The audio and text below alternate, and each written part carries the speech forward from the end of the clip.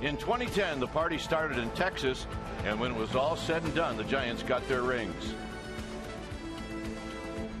2 years later, they swept the Tigers in Detroit and picked up another piece of jewelry. And then last year, after an epic 7-game series against the Royals, the Giants earned their 3rd ring in 5 years. AT&T Park is truly the home of champions. Giants baseball coming up next.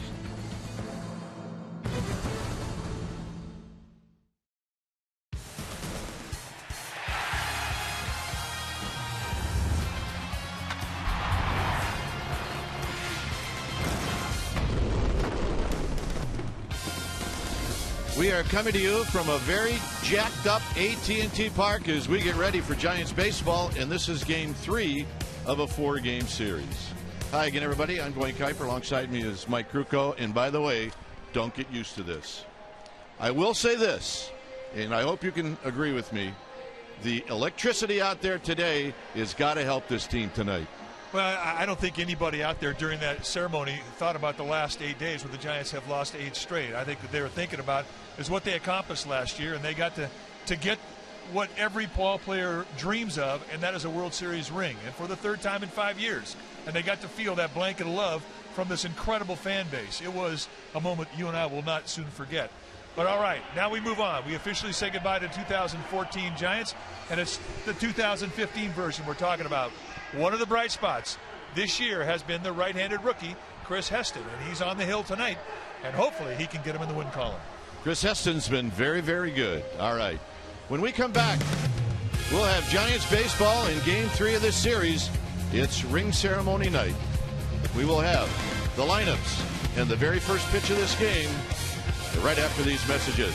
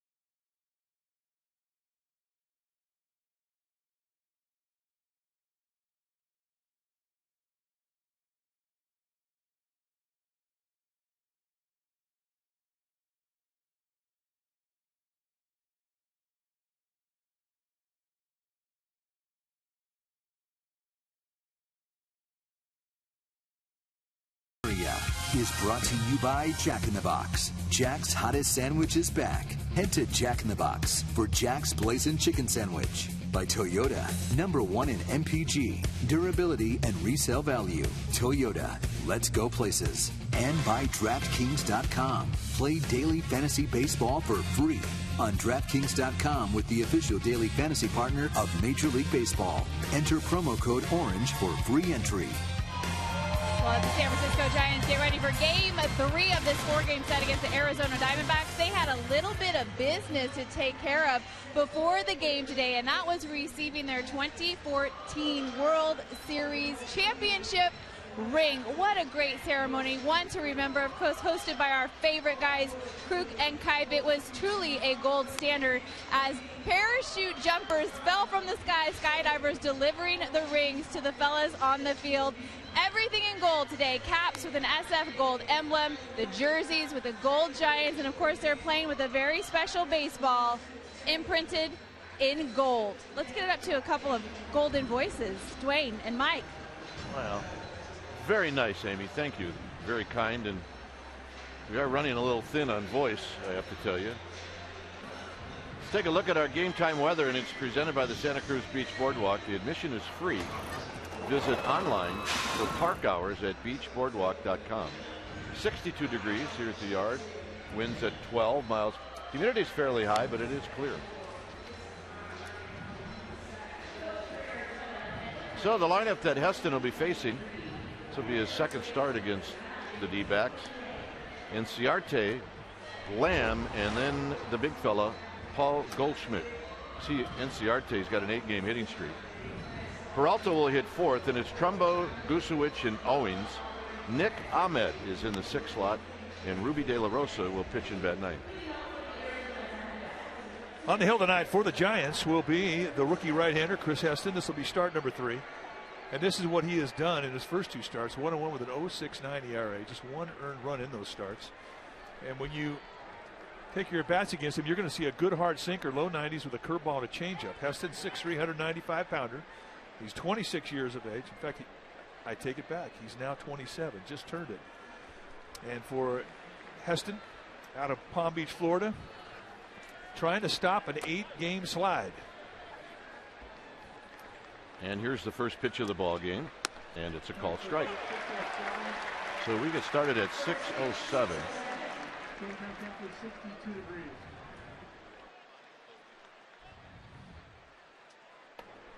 Inciarte hitting at 320, or check that, at 395.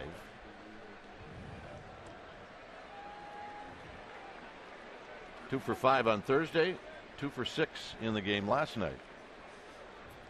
The Diamondbacks had 18 hits last night. This is rolled to Panic, and that's how this game gets started. Let's take a look at that defense playing behind Chris Heston, starting in the Giants outfield from left to right. It'll be Aoki, Pagan, and Blanco. Crawford and McGee on the left side. Joe Panic joined by Brandon Belt. They'll be on the right side of the infield. Buster Posey, he'll be in the squad, putting down the signs. So here's Jake Lamb. Lamb has done most of his damage this year against the Giants. All of his RBIs are against the Giants. His home run is against the Giants. And hitting in the 2nd spot in the lineup. He shoots this one down the left field line. That's going to be foul. Very compact motion, starts with his hands right at the belt. And for hands never really get above the chin, but that is a very compact motion, a very repeatable stroke. And that is why he has a good command of the strike zone, even in jacked up starts like you have to know he's feeling right now, trying to pitch through adrenaline. That was our Exmo. It's brought to you by your local Toyota dealer. He was the first player to get a ring. That's right, he was. Gives you an idea how valuable he is right now to this organization. Swing and a miss, 2-2. And that's a changeup. He takes about 6 feet off that off the 2-seam fastball. He also holds that changeup with a 2-seam grip. Likes the third base side of the rubber.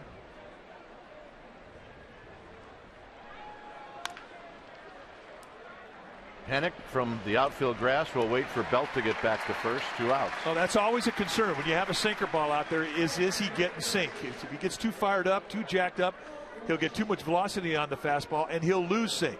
And tonight, 2 guys up, 2 ground balls, that's a good sign. He's got a good strike zone to work with tonight. Lance Barrett, the plate umpire, is a big zone. He looks for low balls, and he does have corners on both sides of the plate.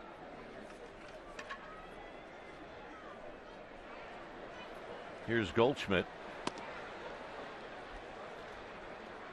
Here's the umpire's mic you're talking about.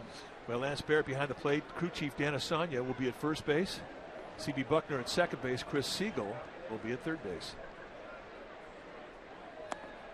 2-0 to Goldschmidt. The shadows are an issue right now.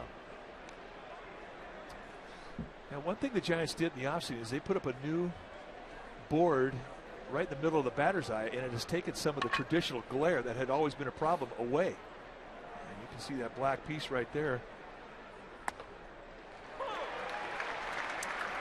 So it makes it a little bit easier, but still the conditions right now do favor the pitcher. Infield's fast.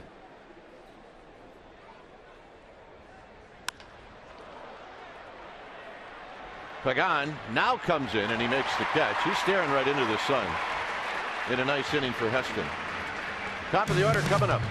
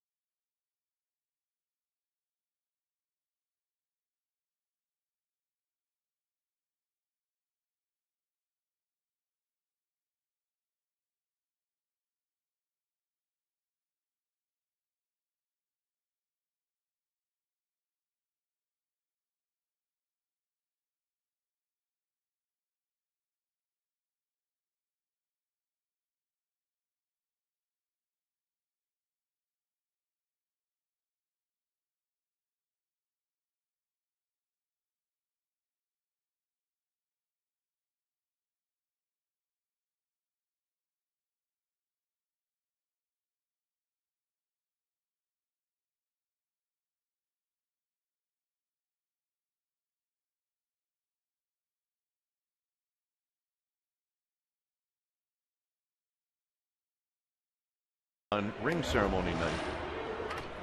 Aoki's going to lead it off, followed by Joe Panik and then Pagan. Posey, the cleanup hitter. Belt will hit 5th, followed by Casey McGee. And he's got good numbers lifetime against the D-backs. Blanco 7th, Crawford 8th, Heston 9th. On the hill tonight for the Arizona Diamondbacks will be the right-hander Ruby De La Rosa. And this is what he has done in 2 starts.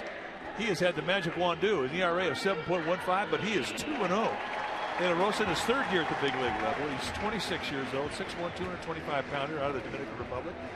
And you'll see a fastball that'll go low to mid-90s. He's got a curveball, a slider, changeup. He'll throw a lot of off-speed stuff at you.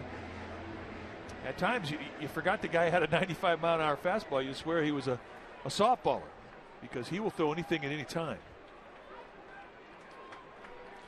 And Aoki will swing at anything at any time. So this is a fun matchup.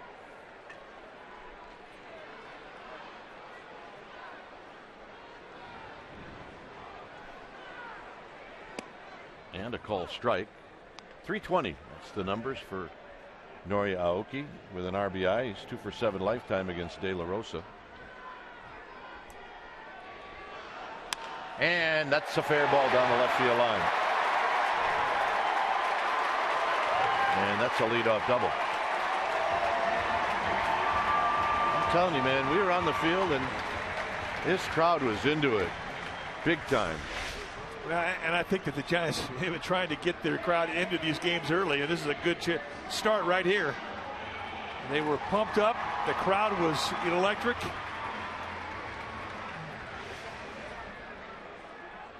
And the players in the middle of the infield could absolutely feel it.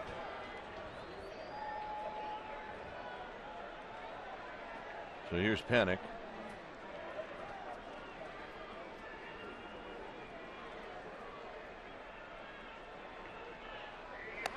Very high on a high fastball.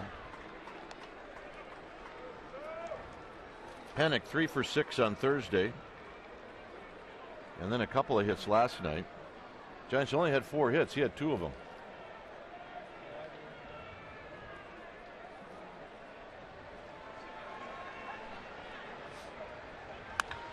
And that's foul. Well, they're squaring him up right now.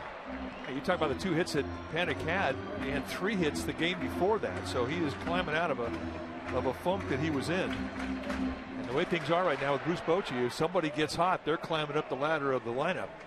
And here he is tonight after those 5 hits in the last 2 games, hitting in the 2 spot.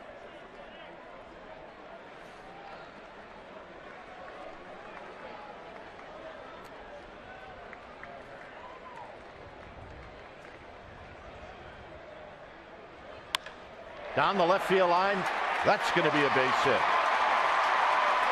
Panic, a wide turn, and the Giants lead 1-0.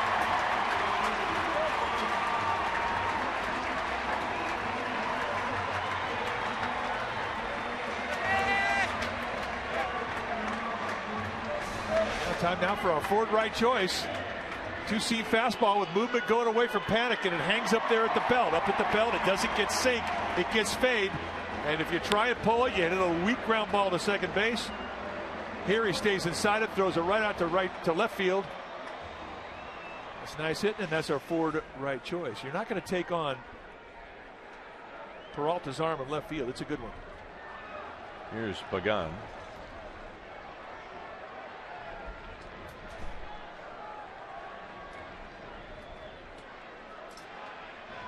Pagan takes low. He's hitting .370.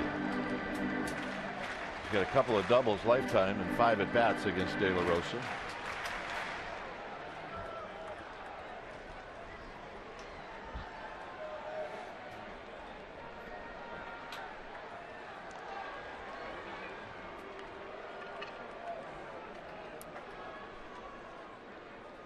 Pagan had a hit last night. He was 1 for 3. He was 2 for 6 in game 1 of this series.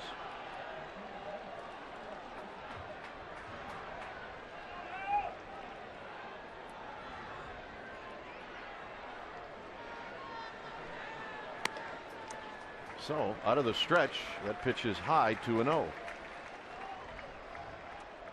Giants saw him in Arizona, and the one specialty pitch he used more than any was the changeup. Well, my theory, if I were playing in this age, it would be hit something before he throws the changeup. You'd get used to it. Everybody has them. 3-0.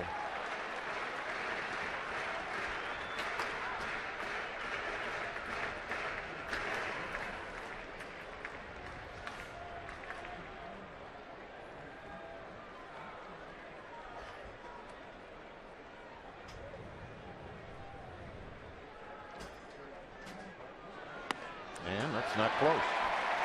So 4-pitch walk, and I think Pagan was going to go up there and take a strike. So that's a runner in scoring position now for Buster Posey for free.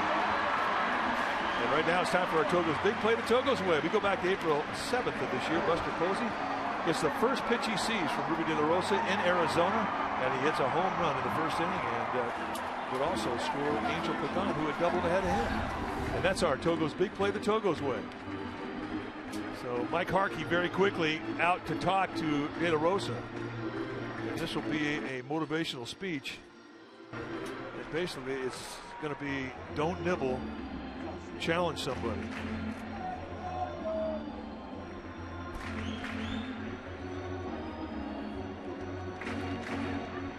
So here's Posey hitting at .225.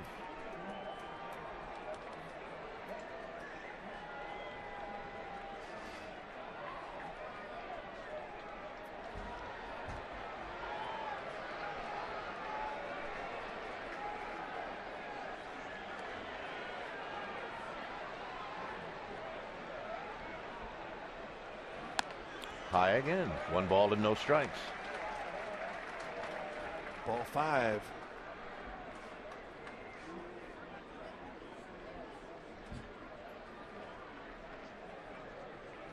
Belt to follow.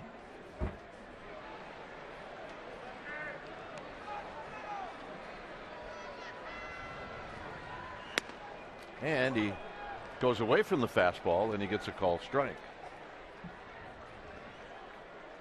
A little cut to it. It almost looked like a changeup speed-wise. But not giving into that fastball. I can't remember. The ball that Posey hit out against him in Arizona was a sinker down and in. So trying to get out of the way, and it hits his bat. It's 1-2. She's happy. Yeah. You hate to give a strike up like this if you're a hitter. And you can see the look on Posey's face. He feels that way.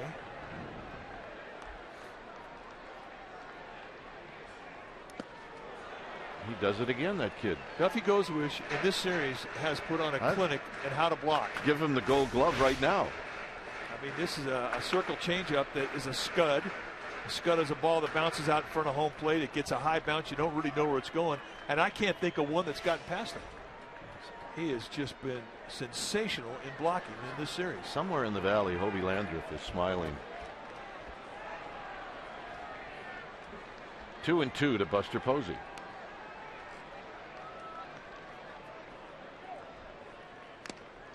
And he got him. Gozewich hung on. And here's Belt.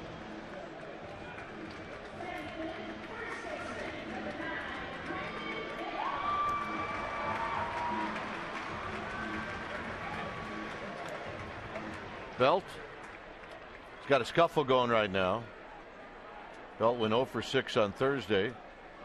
Although he hit a ball hard yesterday, went 0 for 3. He does have a lifetime home run against De La Rosa. And he's streaky. If he starts swinging the bat well, he can go for a while. Well, he's been getting softballed to death. A lot of changeups, a lot of off-speed stuff. And he just has not made the adjustments to beat that speed. And it really has put him in a funk. And he's going to have to make some adjustments mentally to get out of this slide that he's in.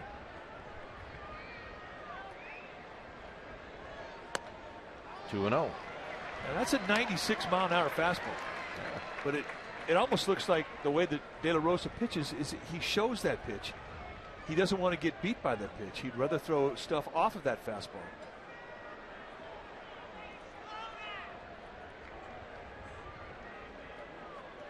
So 2-0. See if Belt gets something to hit here.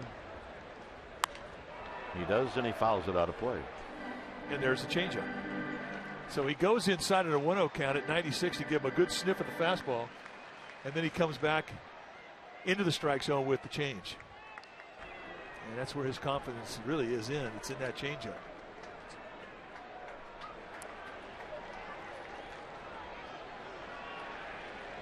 Two balls and one strike.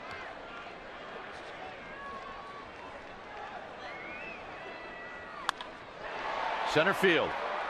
Inciarte putting it away. And Panic stays at second, 2 outs. It's a little adventurous out there right now. And here's Casey McGee.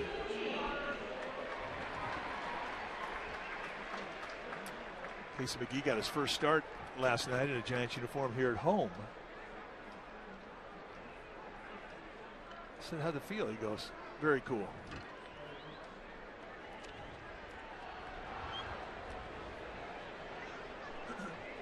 And then that start, he went 0 for 2.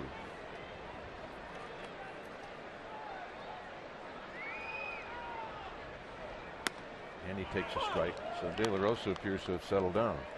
Well, whatever it was that Mike Harkey said, he's applying it. And every strike he throws, he's getting a little more confidence. It is ring day. Break out your hats.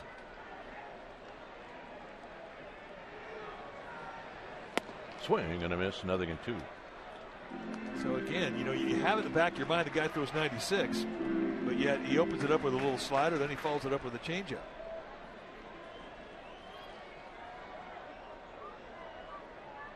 Last time I checked, 96 is a pretty good fastball. That moves a little bit.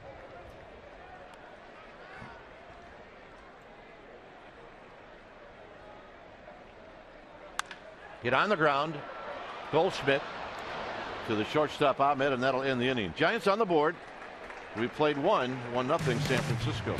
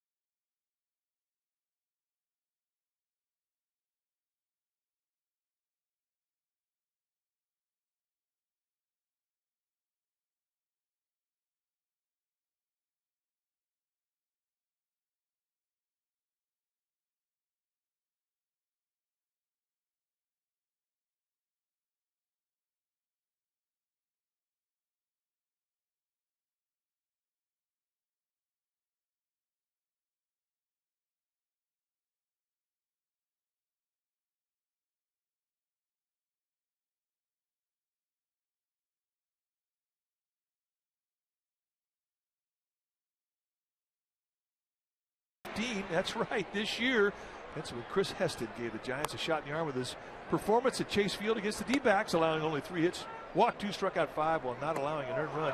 The Giants would win that ball game 5-2. That's our T-Mobile game changer. Here's Peralta, who looks at a strike.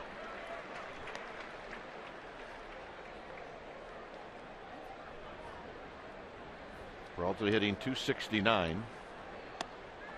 And it came back.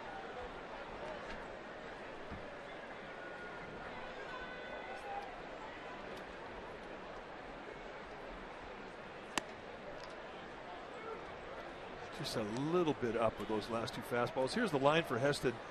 Now remember, this is his first start of the year, his second start of his big league career. And that'll be out of play. Heston pitched through a lot of conditions that would take a lot of people out of their normal rhythm, and he handled it like he'd been in this league for 10 years. Worked quick, put the ball in play, threw a lot of ground balls that night, followed up with another start in San Diego, same type of effort. Aoki got a good jump, plus he was playing over there. Well, the Dodgers make their first trip to San Francisco, and that'll be next week. Tuesday and Wednesday are night games. The final game of the series Thursday is day baseball in the city. 8:12:45 start. After the game, the Giants will get on a plane and head to Denver. To purchase tickets, visit sfgiants.com/tickets. I'm not ready to go to Denver yet. No, you got a ways to go. Yeah. Mark Trumbo just saw a curveball. But he acted like that's the first one he's ever seen. And maybe it is against Chris Heston. Is he from North Carolina? It's against the law to throw a breaking ball in North Carolina. We found that out watching Madison Bumgarner. Crawford couldn't quite get to this one, and that's only because the Giants had really played Trumbo to pull. Little jam shot. You can see Crawford about 2 steps over towards the hole, and may have had a little lean going towards the third base side before he tried to get back to this one. Just could not catch up.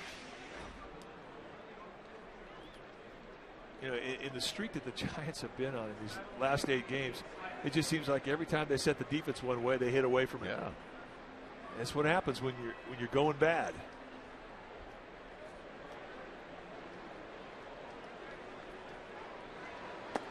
Kusewicz takes down low.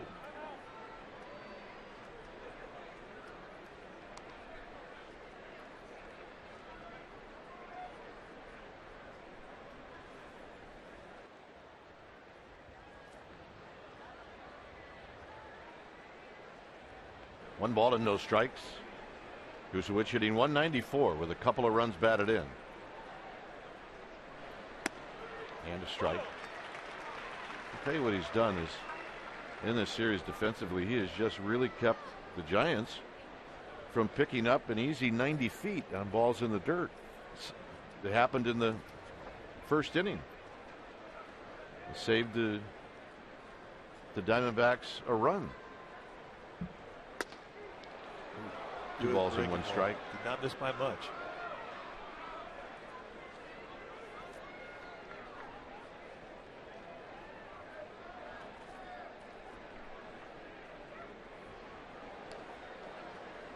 Chris Owings is on deck.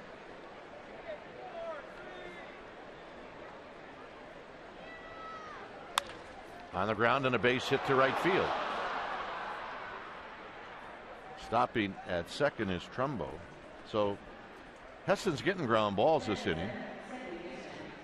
And here's Owings.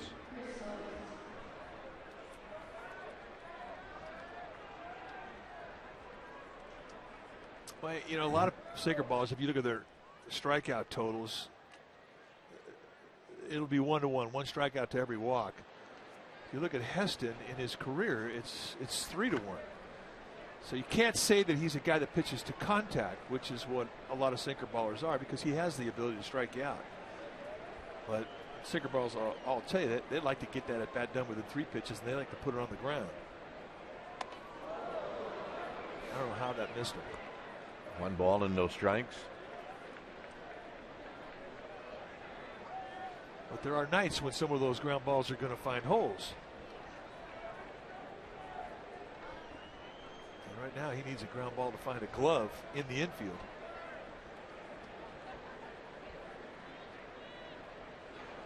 There's a strike. 1 ball and 1 strike. Owings went 0 for 3 against Heston last week. He had a 2-hit night last night. Went 1 for 6 in the game on Thursday. Fouls that one out of play. He did strike out 4 times in that game.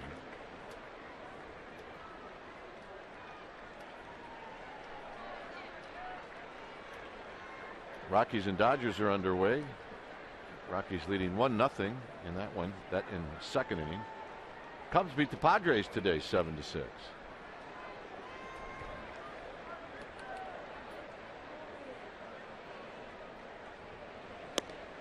Two and 2. Right now, just focusing on the West. That's it. Yeah.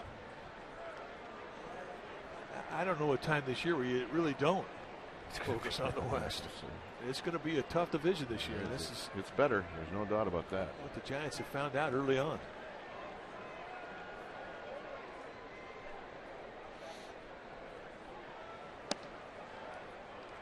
Got a little sling in his delivery right now, and he's throwing across his body, and that's caused him to sort of yank that ball down and away to righties. Opportunity now for Chris Hale, the skipper of the D-backs, to start his runners. 3-2, 1 out. And we'll see if he does it.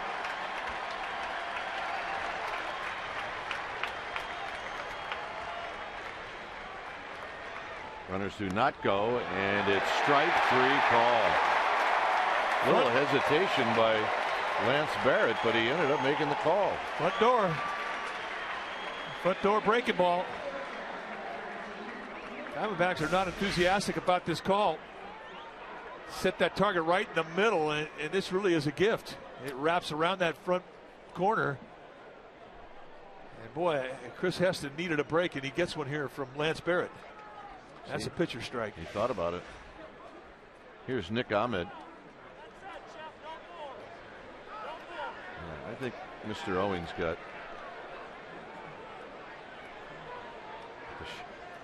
shortchanged on that one. It's all right. Giants looking for a couple of breaks. Haven't had any in the last 8 days. Nice play by Buster Posey. It's 1-0. Take a look at the 3-2 breaking ball. And Chris Hill not agreeing. And what you see from the side, you can see how a catcher receives the ball. And they saw Posey's glove go right in line with his left leg, and they know that a breaking ball can't go over the plate being caught there. Heston's a little bit out of whack. You're right. He's not as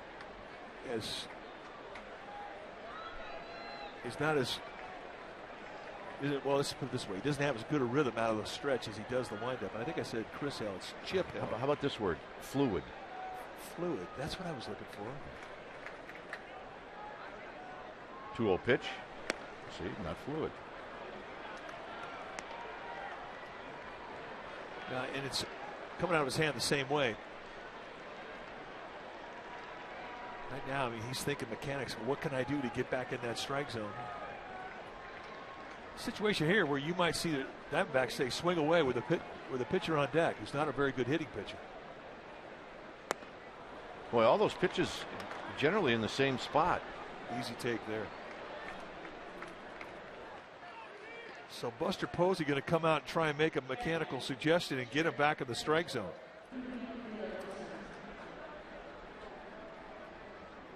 After watching those 4 pitches right there, I would imagine that Ruby De La Rosa would take a strike. Nah.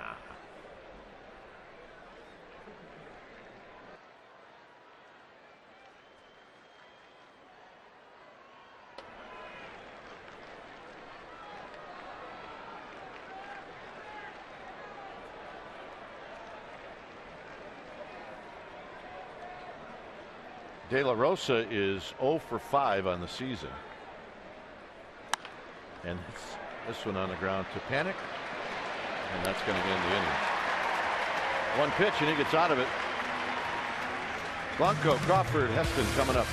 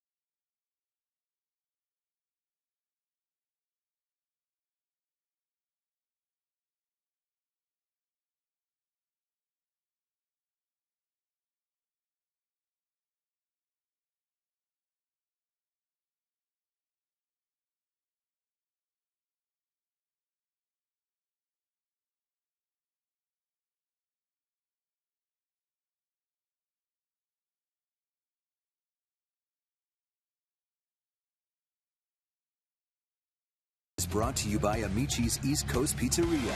When you want the best pizza in town, Amici's delivers. Well, Giants are going to have a Say Hey Tuesday. That's right, next Tuesday at 7 p.m.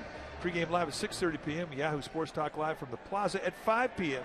And then they'll take on the Dodgers. Comcast Sportsnet Bay Area is bringing Say Hey Tuesday back.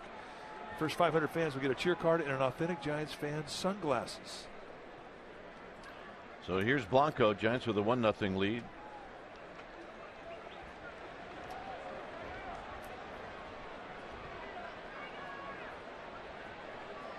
And the first pitch is high. You know, it sounds absurd to go up there thinking you may take your at bat looking for a changeup when a guy throws 96. But with De La Rosa, I mean, he throws a fastball about half the time. And he just doesn't seem to want to throw it for a strike. Let you sniff it, then throw off that speed with off speed.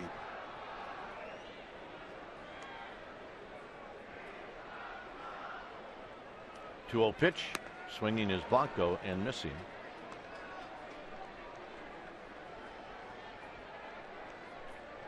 Blanco at 222.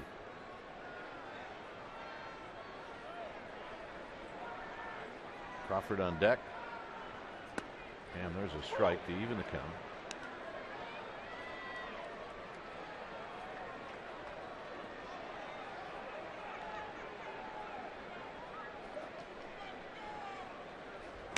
Next pitch is wide. So Blanco trying to get on for Brandon Crawford.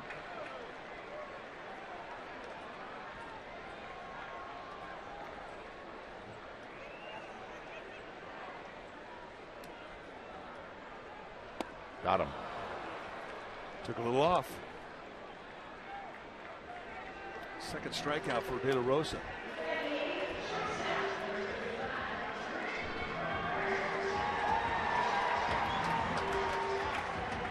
Take a look at the circle change. That's the two-seam grip that he uses. It will have movement that'll run away from a lefty. Not afraid to throw a 3-2. Good pitch. Here's Crawford.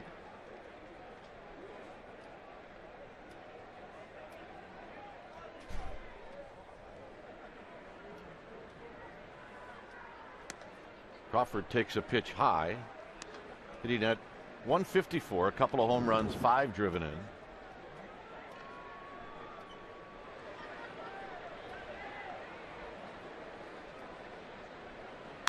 Crawford flips one the other way. Back is Peralta, and now on the warning track, he puts it away. Crawford gave that one a pretty good ride.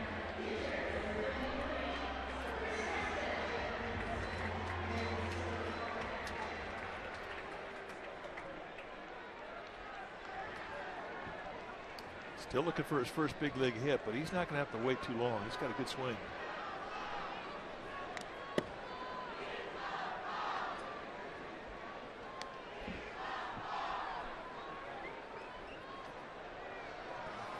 No balls in 1 strike. Swing and a miss. Nothing in 2. The very fact that he went up there and swung at the first pitch to tell you how Bruce Bochy feels about this guy with the bat. Because normally he has his pitchers take strike 1. Slowly hit. And making the play is Owings, and that'll end the inning. 3rd inning coming up. It's 1-0 Giants.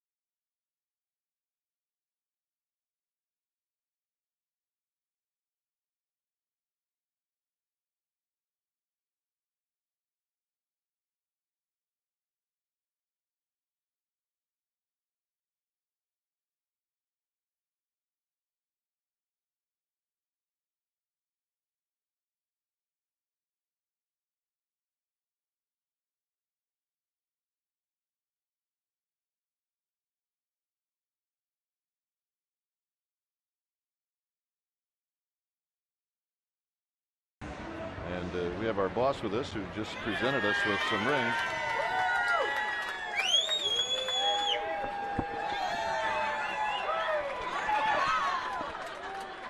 Well, thanks.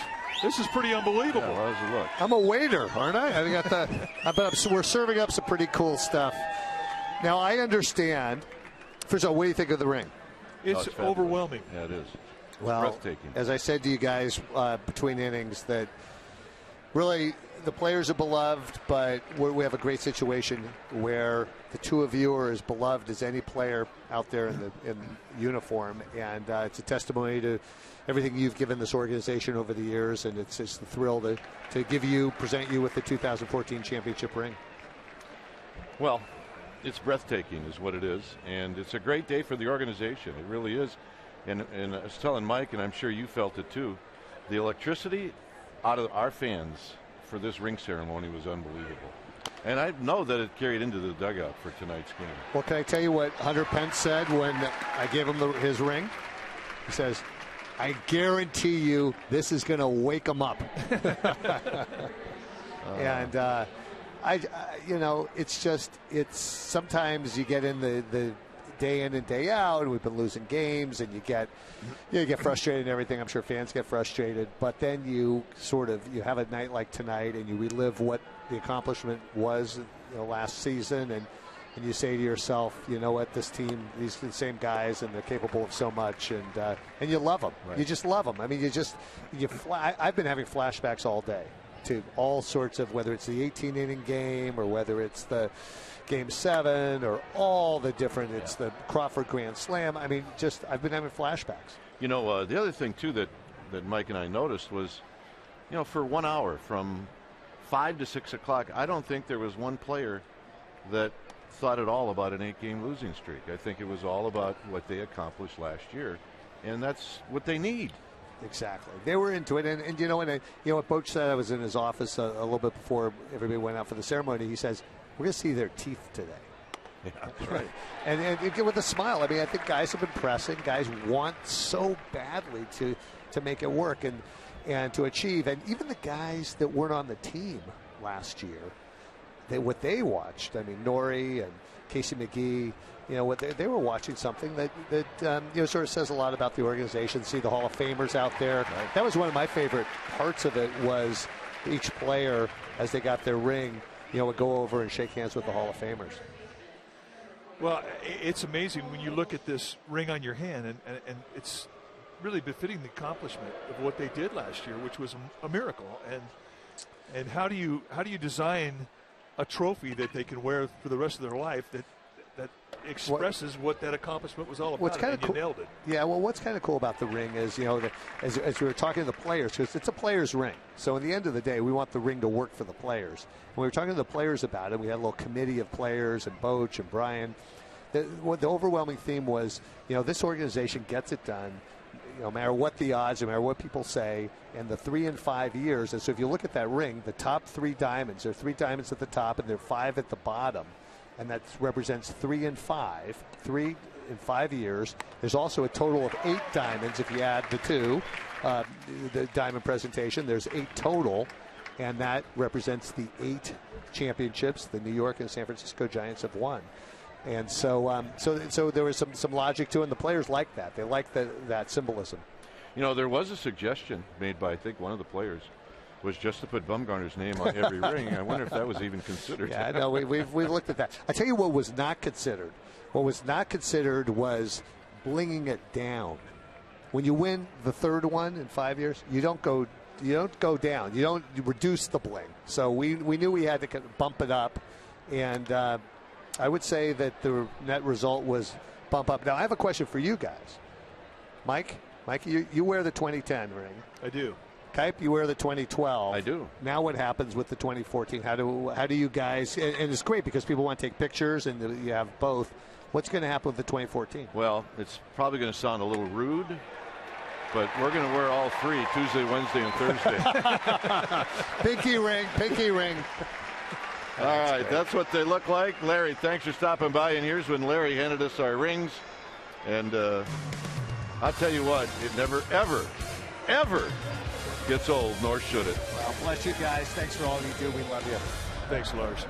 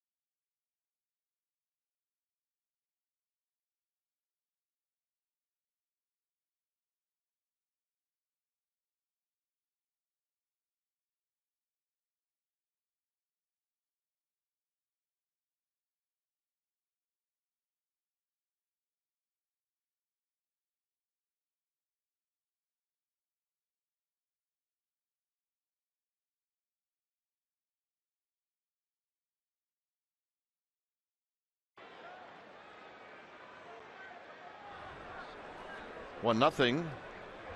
Giants as Aoki leads things off, and here he takes a strike.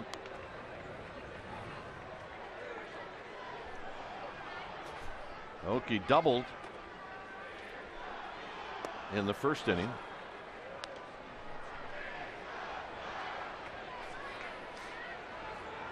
He eventually scored the only run in this game.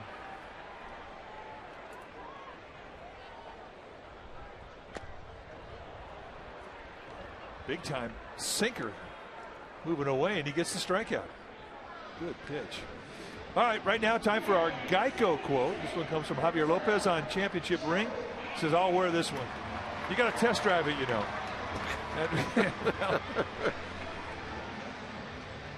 You know what? You do. You got to feel how it feels on your hand. I've already lost mine. It's all right. We got a picture of it.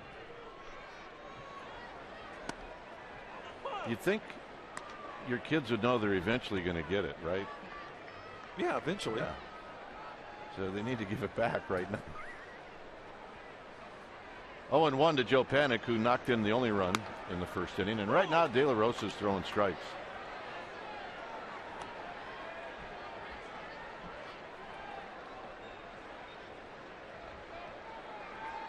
He really struggled in the first inning, but has settled in. This is hit right back to De La Rosa. He slows it down, and it's going to allow Panik to reach. He's got a hit. That's the magic one-do we've been waiting on for Joe Panik. Now there for a while, he couldn't find a hit at all. Every hard hit that he had would find a glove. Here, just gets under the glove of De La Rosa. I mean, that ball was above the strike zone. And once De La Rosa slowed it down, nobody had a chance for it. So here's Pagan.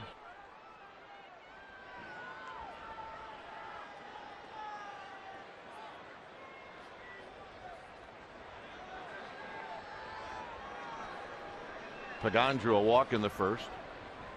And this one gets through the legs of Gosewicz, and Panik ends up at second. I didn't think that was possible. Never, I did not either. And I don't know if this one went in the dirt or not, but Panik's at second base. Now, fastballs are unpredictable. And I'm not even sure. That might be a pass ball. They set up away, and he gets crossed up on the location. No, it went in the dirt. That'll be a wild pitch. Well, they called it a pass ball, but I don't agree with that. That's not the right call.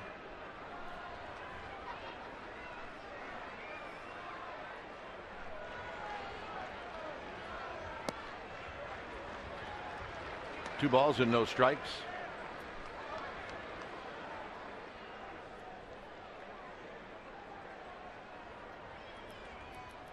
On deck is Buster Posey.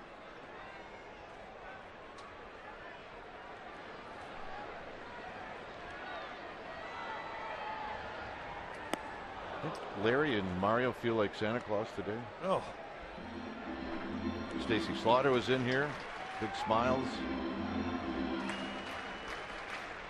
Well, I mean, it is a great gift to give because the reactions are all going to be the same. It takes your breath away.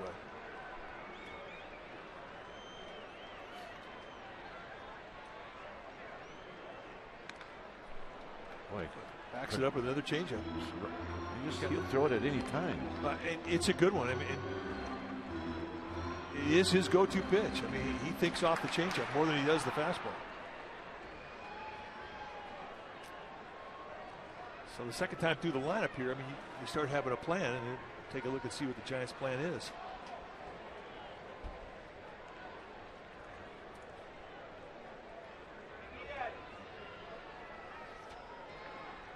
Two balls, two strikes.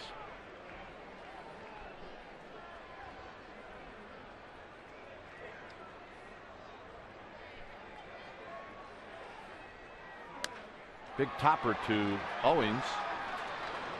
On the play, Panic moves to third. Here's Buster Posey.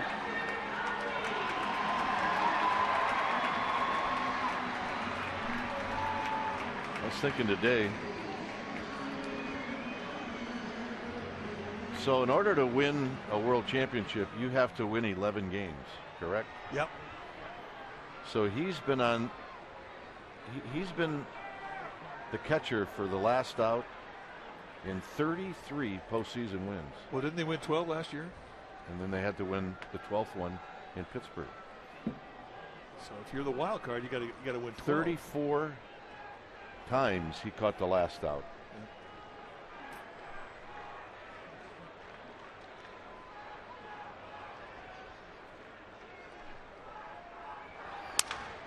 Into left center field and a base hit. Here comes Panic.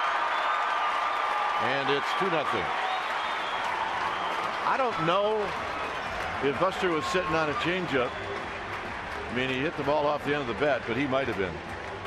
Well, I don't think he had that much reach in his swing, so it's a little slider he got lays out there over the outside part of the plate. I mean, he had good lower body, and he just got off the end of the bat. So I think he was up there looking for something off speed. Yeah. And the big boys, they can break a bat and get it over the heads of the infielders and gets himself a 2-out RBI. Nice. Here's Belt. Belt flied out to center field.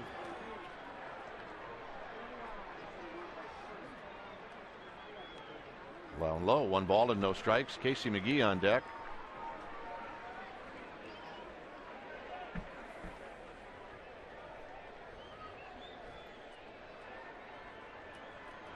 Giants with 2 runs on 4 hits. Overshift is on for Belt. And Belt a little tardy.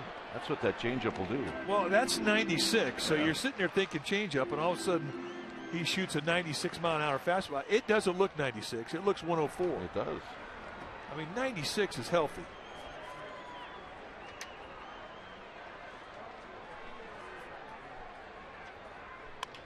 Belt goes the other way. Coming in is Peralta, and he'll put it away, and that'll end the inning. Giants pick up a run after 3. It's 2-0 San Francisco.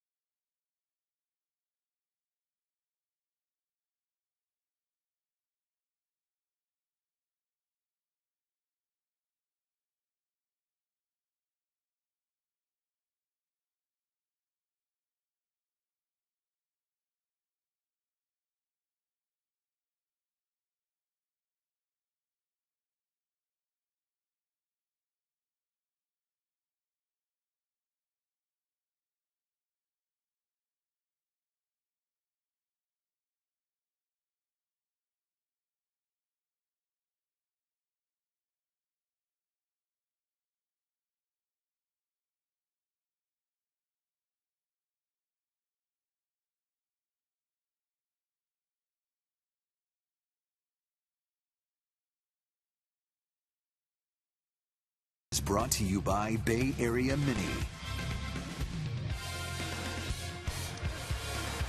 It's a 2-0 lead for the Giants, and it'll be David Peralta to lead things off.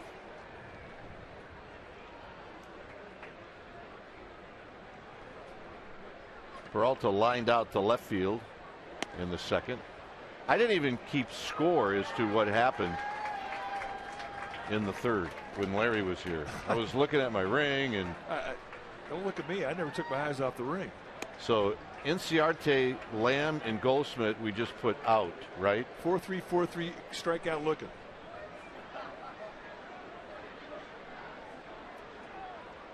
I mean, the Rook strikes out Goldschmidt looking, and we didn't say anything about it. Well, we didn't. Uh-oh, deep to right. Looking up is Blanco, and it is gone. And Peralta hits his second home run of the year, and it's 2-1.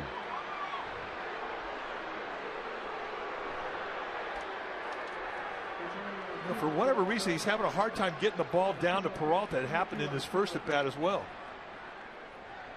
A lot of pitches up. Set up away, it goes middle in, and that's just a location mistake, and that is on a tee for a guy who really has gotten hot in this series. Yeah. So here's Trumbo. Trumbo rolled a base hit up the middle in the second inning. So back to a 1-run lead for the Giants. By the way, just so we don't forget, congratulations to the Warriors this afternoon. Indeed. Won their first playoff game. The place looked like it was going off as well. Well, we see a lot of the Warriors shirts that they gave out at the game. We see people here who sort of had a doubleheader. I saw the Warriors that came over to the Giants game. It's a pretty cool day. Jumbo pops it up on the infield. It looks like Panic is going to put it away. All right, let's check in with Amy G. Amy? Hey guys, Bruce Bochy has absolutely no idea that we hijacked his ring, but we'll give it back, I promise, as soon as we describe it to some fans and some of the specifics of this beauty right here. It's made out of 14-karat white gold. The San Francisco SF right there is set in 18-karat yellow gold, and it's surrounded by 55 Melee diamonds. Yeah, that's my favorite part. Bezel set, world champs on the sides there, and then you get the player's name, number, the iconic Golden Gate Bridge on one side, and then of course the 3 World Series trophies on the other. A lot of symbolism, as Larry Bear described. 8 diamonds, 3 on the top to represent the 3 World Series in 5 years, the 5 diamonds on the bottom, and of course that adds up to 8, which are the number of championships the Giants have in their 133-year history. All right, I tried to get the size of the ring. We don't have it yet. The official word from the Giants: big. Napkin ring big. But we'll give it back to Boch. Big toe big. That's right. It's 3-0 to Tuffy Gozowicz. Yeah, Bochy's ring you could put on your big toe, literally. Here's a strike.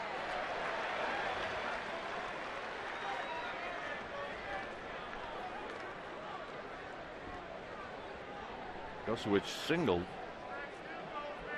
past Panic in the second inning.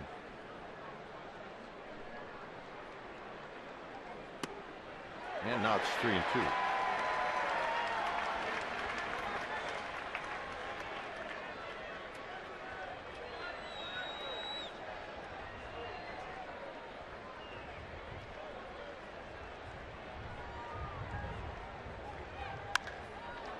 Struck well. Pagan's got a beat on it. Comes back from a 3-0 count. And that'll bring up Owings.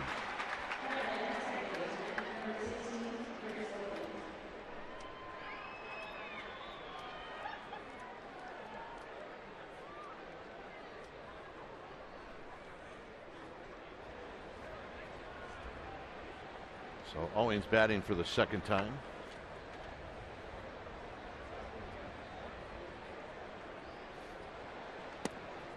And that just misses. 1 ball and no strikes.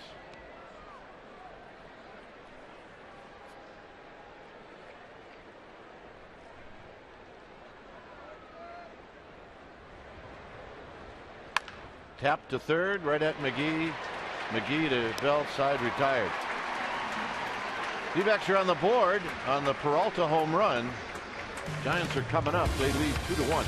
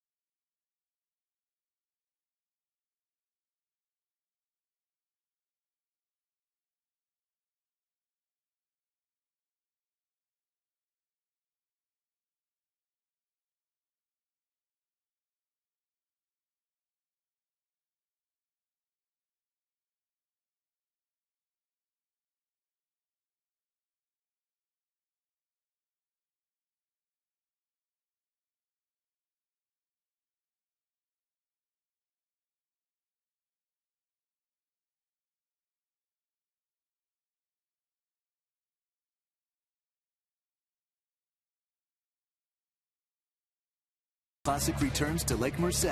Come see the world's best golfers April 22nd. Go to swingingskirtslpgaclassic.com for tickets.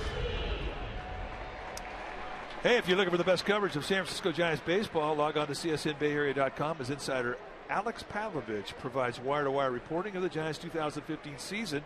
You get breaking news, videos, special features, and more only on csnbayarea.com. Here's McGee, who takes down low.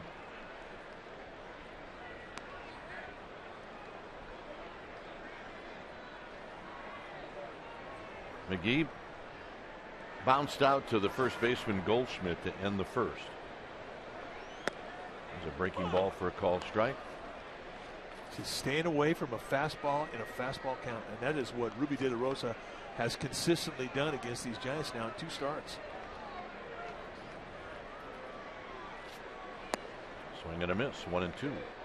Softballing. I don't remember a guy that threw 96-mile-an-hour fastballs that pitches this way.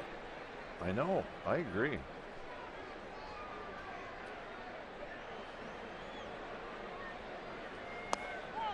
And he got him.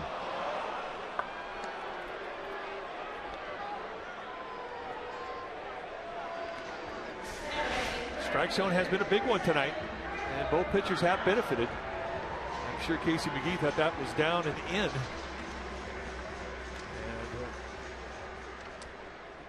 good rule of thumb with Lance Barrett strike zone tonight, you better be hacking, especially with 2 strikes. Get in the protect mode. So here's Gregor Blanco.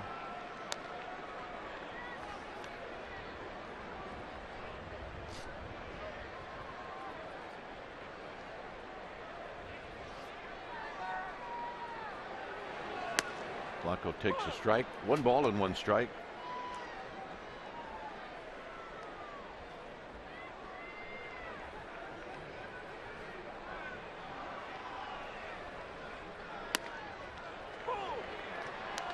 One and 2. Seeing the ball should not be a problem. I mean, it's starting to get dark now. The lights are starting to take effect.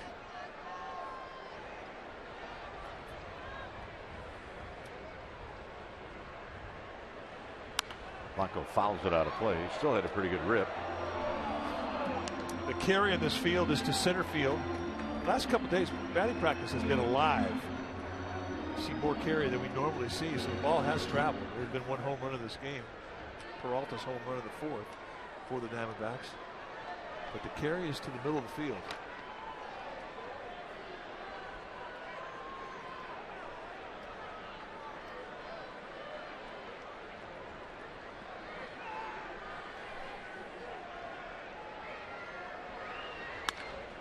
Line drive, base hit, right field. So Blanco thought about it. Now he better scurry back, and he does. Nice 2-strike at bat. When you were coming out of a slump, did you draw more confidence out of a 2-strike base hit than a 2-0 base hit? Absolutely. I mean, that's not a hanger either. That's movement going away from him. It's up a little bit. It's still on the outside corner. And he had good play coverage there. Gets himself a good clean single with 1 out. Here's Crawford. Not that you ever went into a slump. Yeah. Well, the fact is I did.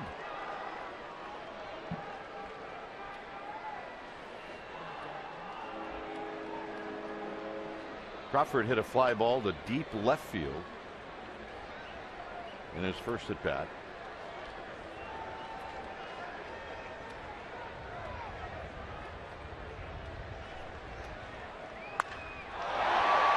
High and deep to right. Jumbo back. It is out of here.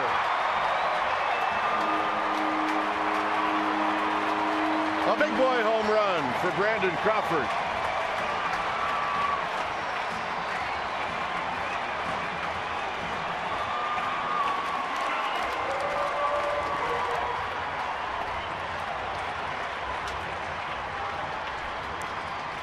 You got that one. Oh, I don't think he hit a ball any harder than that.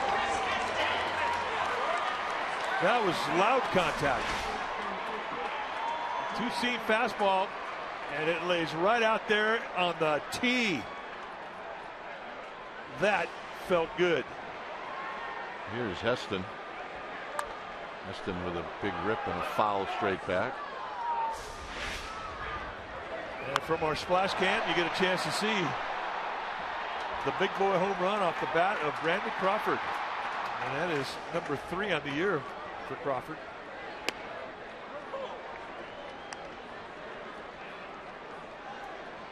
This place is buzzing.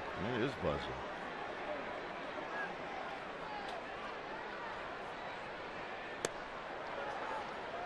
Heston just happened to get a ticked off De La Rosa at that at bat. Yeah, well, home runs will do that to you.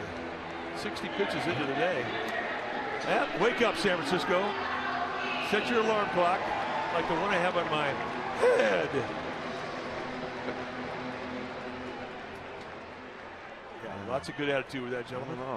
I like that. We might like to party with that guy in Denver. Well, there's your invitation. We go hard till 10:30. There's a base hit up the middle.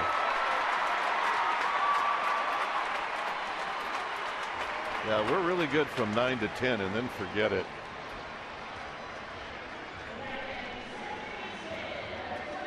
With a nap, 9 maybe, or without a nap, 8. There was a time though, Mikey. Yep.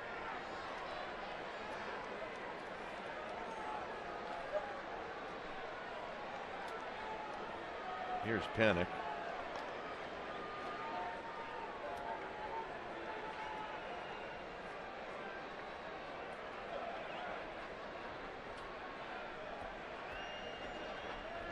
So Aoki with his lead. He's got 2 hits in this game.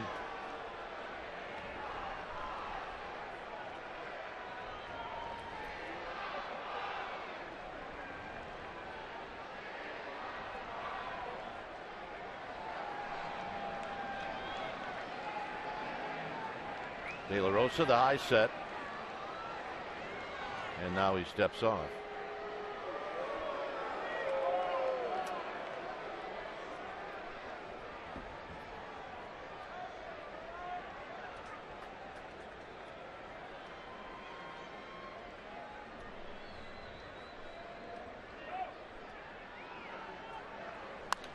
High pop up down the left field line and out of play.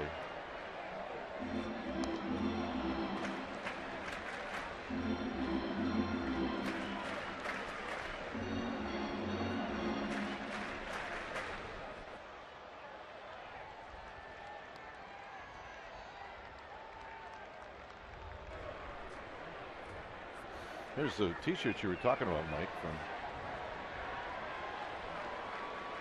the Coliseum. Yeah, they were at the Warriors game. They're doing a doubleheader, a Bay Area doubleheader. Warriors at noon, and then head over and catch the nightcap.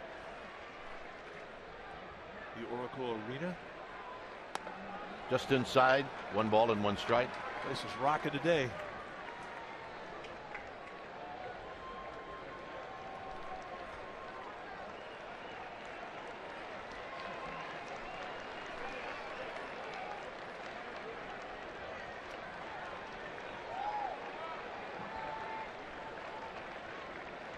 One pitch, way outside, 2 balls and 1 strike. I don't know, just an observation. Maybe De La Rosa not quite as tough to hit out of the stretch. Well, I think being able to see it better has been a big help. Once that sun glare gets off the batter's eye in center, guys get a better look at the spin. This is hit off the end of the bat. Trumbo's racing in, and he'll make the catch, and that'll end the inning. Brandon Crawford hits his 3rd of the year, and it was a big boy home run. Check out where this one landed. It's bye-bye baby, 4-1 Giants.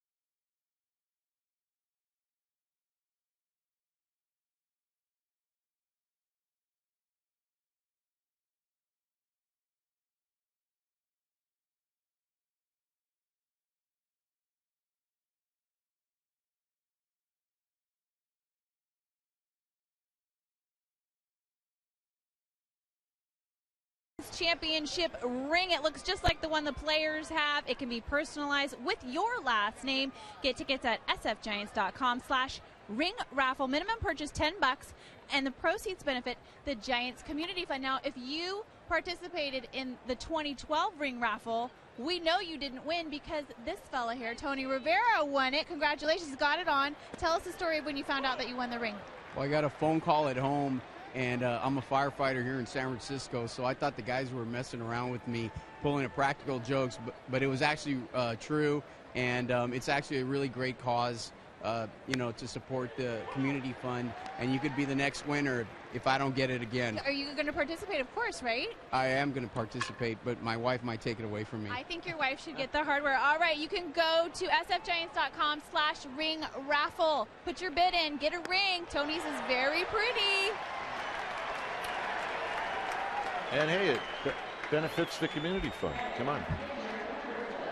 Now that was 2012, and it was breathtaking when we opened the box for the first time and took a look at that. And Tony wears the same ring that the players' ring, and so can you. And every dollar that you donate goes directly to the Giants Community Fund, and it benefits the Junior Giants. Over 20,000 kids are playing baseball for free because of the donations to the Junior Giants.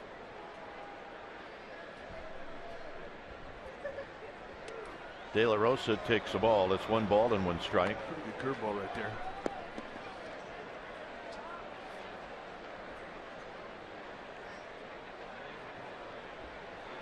And another good curveball.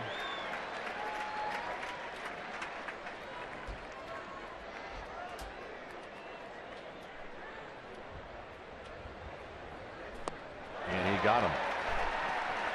You know, the one thing we missed, Mike, because we were walking up here, we had to get up here to get to the broadcast, is we missed Tim Flannery in the national anthem. And just by checking on Twitter, it looked like he nailed it again.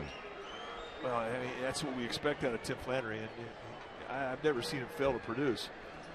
And he was pumped up for it. And he had his total game face on. And with Flannery, it's always respect the game and respect the event, and certainly today was one that he was emotion to. Here's Inciarte. And yes, he did nail it. So nice going, Flan, man. Now, if he can get along with Greg Papa, he'd be having a good year. Yeah.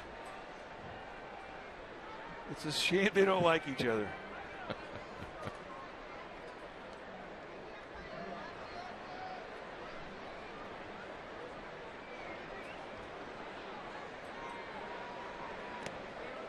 Two balls and 1 strike.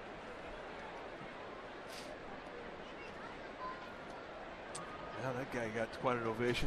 Madison Bumgarner, as you can imagine.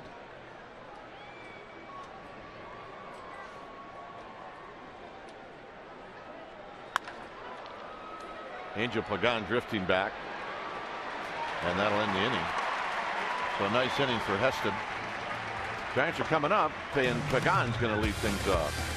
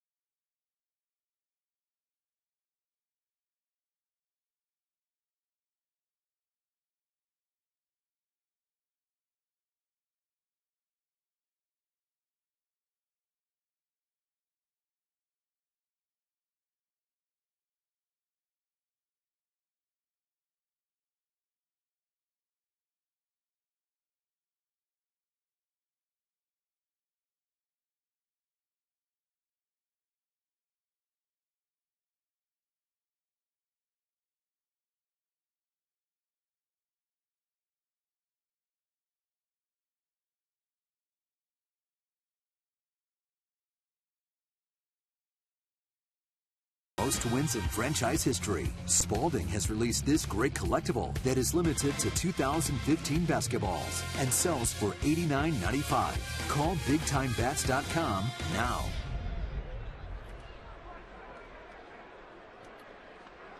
It's a 4-1 lead for the Giants as Pagan leads things off.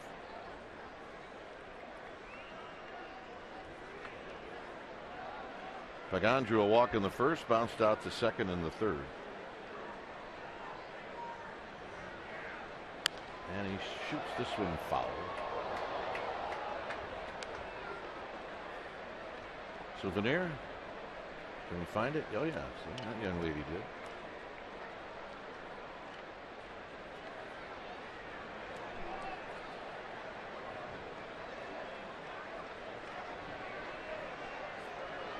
Posey to follow.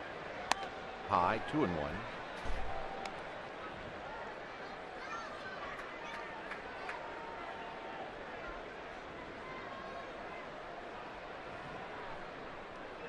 De La Rosa, this will be pitch number 69.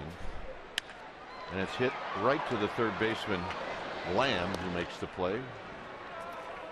Follow the Giants all season with the 2015 MLB.com at-bat #1 app for live baseball. Get MLB.com at-bat for your smartphone or for your tablet.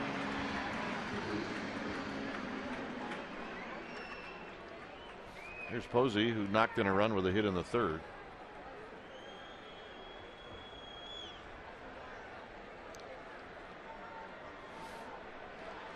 And a called strike.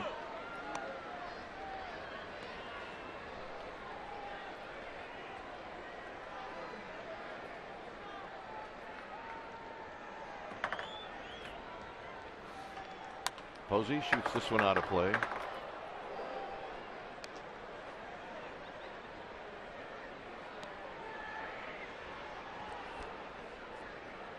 The RBI for Buster was his 6th of the season.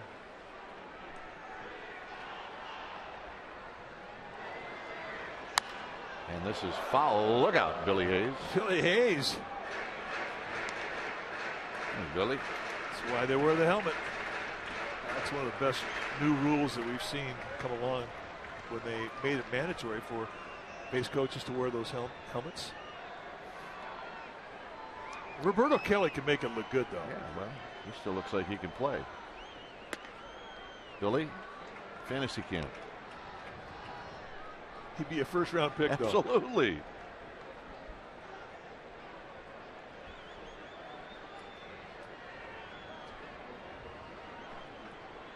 One-two pitch to Posey. Pulled on the ground, foul.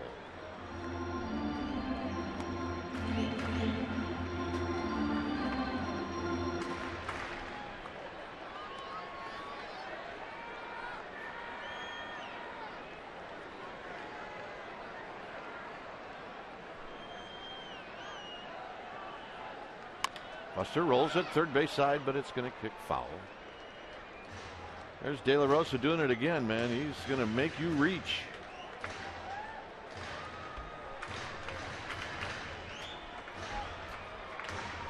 Well, you're right. I mean, it's how he feels most confident, is just staying away from a predictable fastball on a fastball count. He just doesn't want to challenge it with it, even at 96 miles per hour.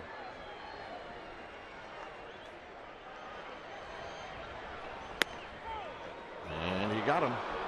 And that was 98 with two-seam movement. I mentioned Mike and I missed Tim Flannery doing the anthem, and this was him doing it to the group that he coached so many years in the background.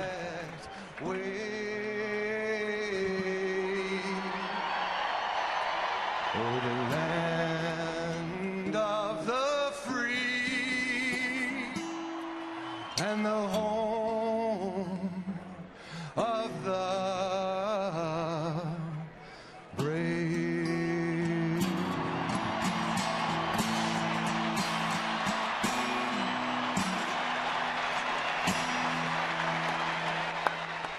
The Flan Man. Here's the 1-0 to Belt. 2-0. Played an old Gibson. He said he was going to retire. I've seen him doing more stuff now than he did the last 5 years. I know he's not going to slow down.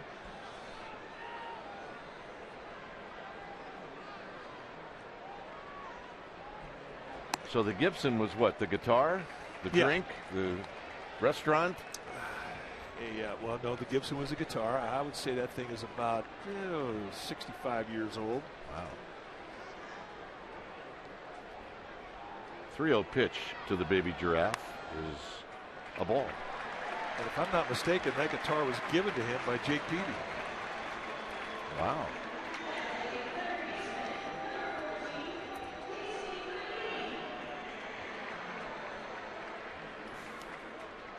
There's Jake Peavy. Jake Peavy put on the disabled list today with that back problem. Andrew Susak called up from Sacramento.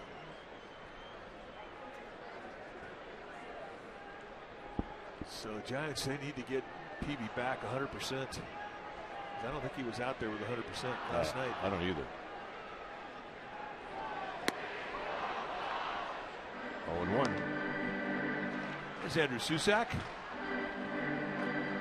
What a great day to get called back up, huh? I mean, Susac was a big part of the Giants' success last year. I mean, he really filled a hole, and he played beautifully down the stretch and into the playoffs. I might have had to call in sick from Sacramento and drove. McGee fouls it to the backstop, 0-2. Well, he didn't have to do that. He gets called back up. He gets to be part of the ring ceremony. He gets his ring.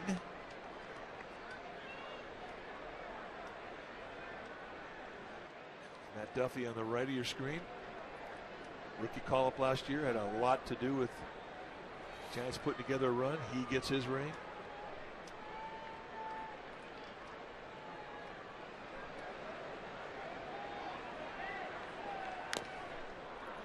And McGee just stays alive. That's a perfect location. That's an 86-mile-an-hour breaking ball on the corner at the knees. And once again, watch the lower legs go, and McGee's got to reach to protect. And he just does get a piece. Fight off a good pitch. Live to see another one. Joe Panik, another young call-up last year, had a huge part of the Giants' success. And a little seeing eye ground ball into right field. Belt's going to go to third. And Gregor Blanco's going to get a shot to do something. And I think that's the approach you have to have. De La Rosa, you just have to get short and think the opposite way. When a guy's using that much off speed and he can keep you honest with 96 to 98 miles an hour on the fastball, you just do what McGee does. You get short, get quick, think the opposite way, and protect. Those are right through the right side of the infield. The Giants have a little two-out thunder going on right now.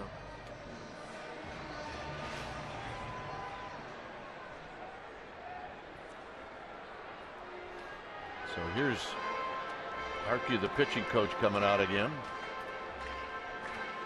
Yeah, I think this message is going to be get the ball down. I don't think he's too happy about that last two-strike fastball that was up across the letters. No activity in the Diamondbacks bullpen.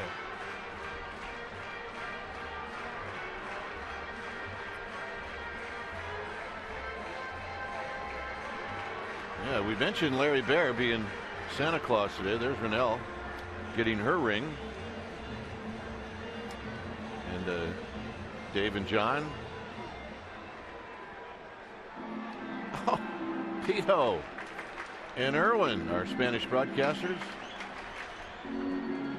Mario Alioto on the right with a big smile. Was that Tito with a tie? I didn't know he owned a tie. Oh my gosh. That's not a tie. That's an old pine tar rag he saved. Tito.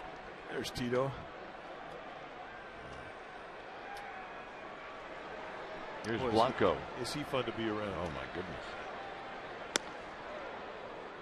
How about when he took your seat on the plane for the first postseason trip? And we all had seats that were given to us where we were going to sit. Assigned seating.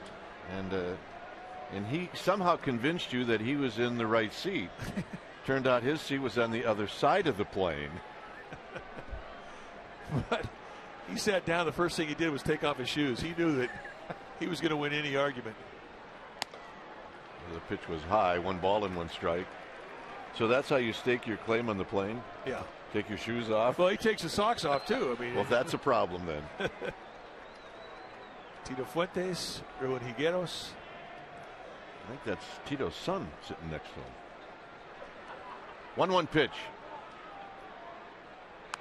Foul back.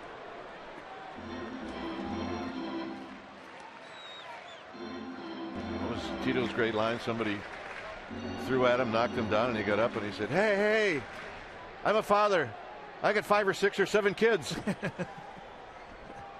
There's Irwin on the far left. But outside 2-2.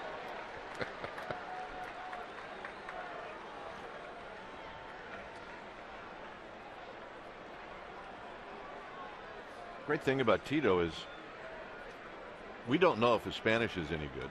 We assume it is. And he does a pretty good job. He tries really hard with the English language. But when he talks to you, he mixes them both in. Swing and a miss.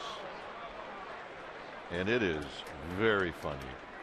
Here's some of the sights of the pregame ring ceremony. It was absolutely fabulous. It couldn't have been any better.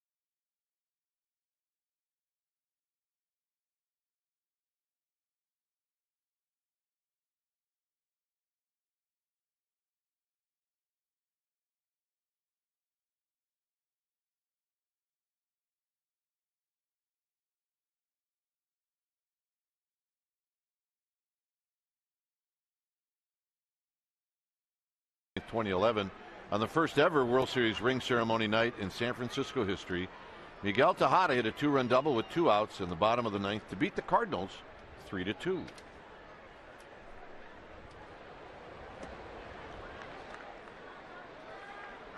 And we'll give you a chance to see that. What's going on out there? Well, I think they're having a wedding. Really? Line drive foul down the right field line. This was the Tejada base hit.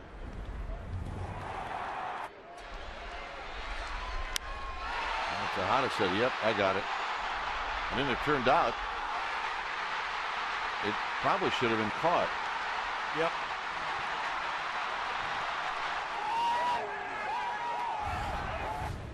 That was a good ceremony. Here's Lamb with a swing and a miss, 1-2. Nice first pitch changeup there. Second hitter in a row. He's opened up the at bat with a changeup. I don't think Chris Heston has shaken off Buster Posey one time. Tapper, Crawford charging. He's got it. His throw in time. All right, let's check in with Amy G. Amy? All right, guys, as you mentioned, Andrew Susak recalled, and that's because Jake Peavy was placed on the disabled list. He underwent an MRI after struggling with back pain again last night, and he does indeed still have trouble with that SI joint that he was experiencing in Arizona. He said, hey, you know, sometimes you're going to have to miss some time to get it right, and they have to be smart. He has to be 100% to help his team the way he wants to. He expects to get healthy, come back, and be that guy. We hope that soon, guys. Indeed. Here's Goldschmidt. Pretty good curveball right there. He did not miss by a whole lot on that outside part of the plate. But again, softballing on that first pitch. And a good breaking ball.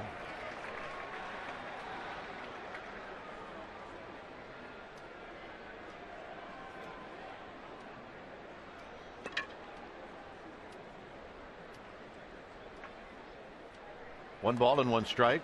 Goldschmidt is 0 for 2. It's just a little low.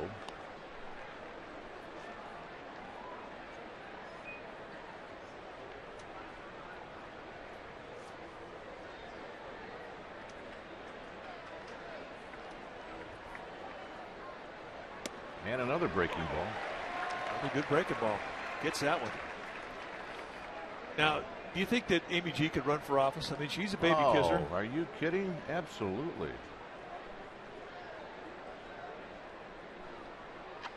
Absolutely. Down the left field line, and that's going to be a fair ball.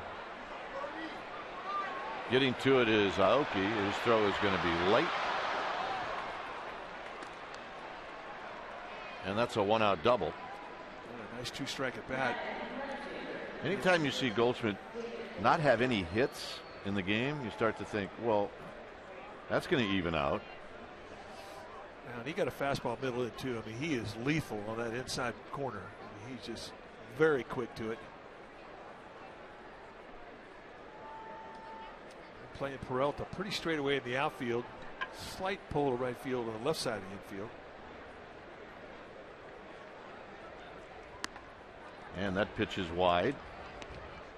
Well, rings everywhere. My goodness. Now, those were the rings that they gave all the fans that came to the ballpark tonight. They gave out rings to everybody.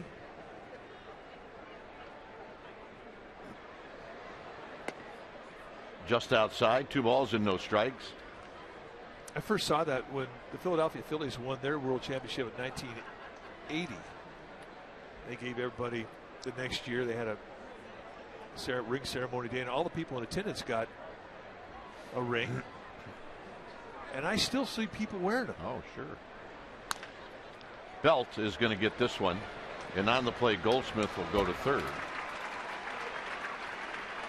And that'll bring up Trumbo.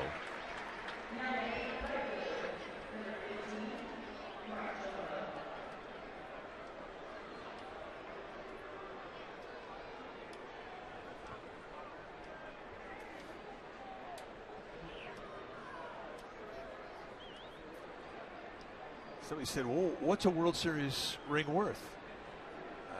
I said, I don't know. Priceless. Absolutely, to me. Yeah.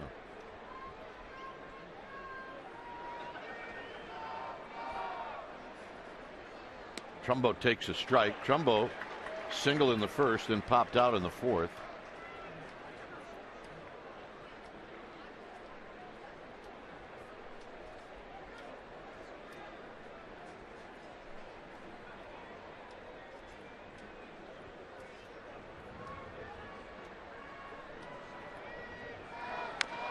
And he digs that one out, and it's 0-2. We're in the 6th inning.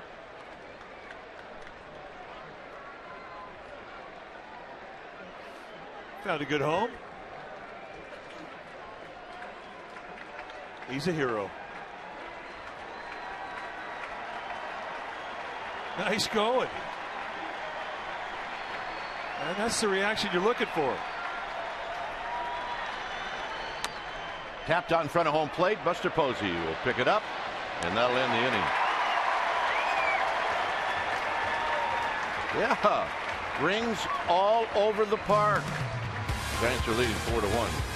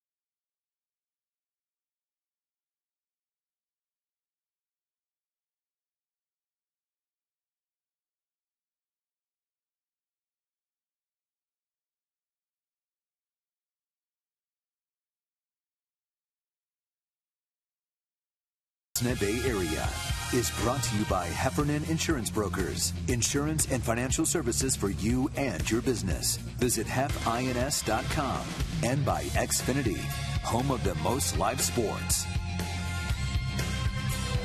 Well, for all you music fans, check out the Giants Music Series 3-pack offers. This pack includes a ticket to the Metallica Day game on Saturday, May 2nd, and 2 of the Orange Friday happy hour games featuring live musical performances pregame in Seals Plaza. sfgiants.com/minipack.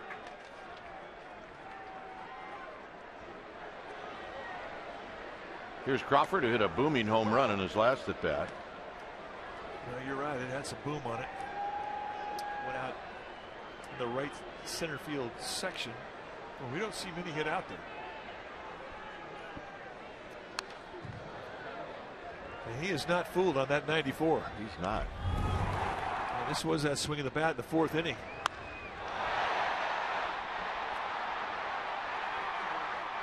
Third home run of the year. That's a long one.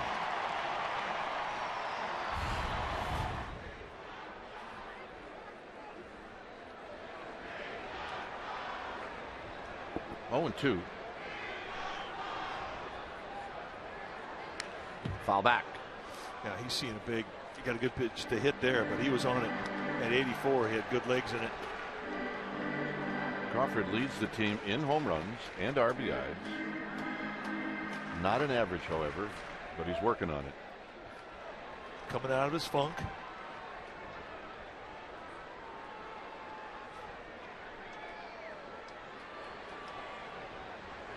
In the dirt, 1 and 2.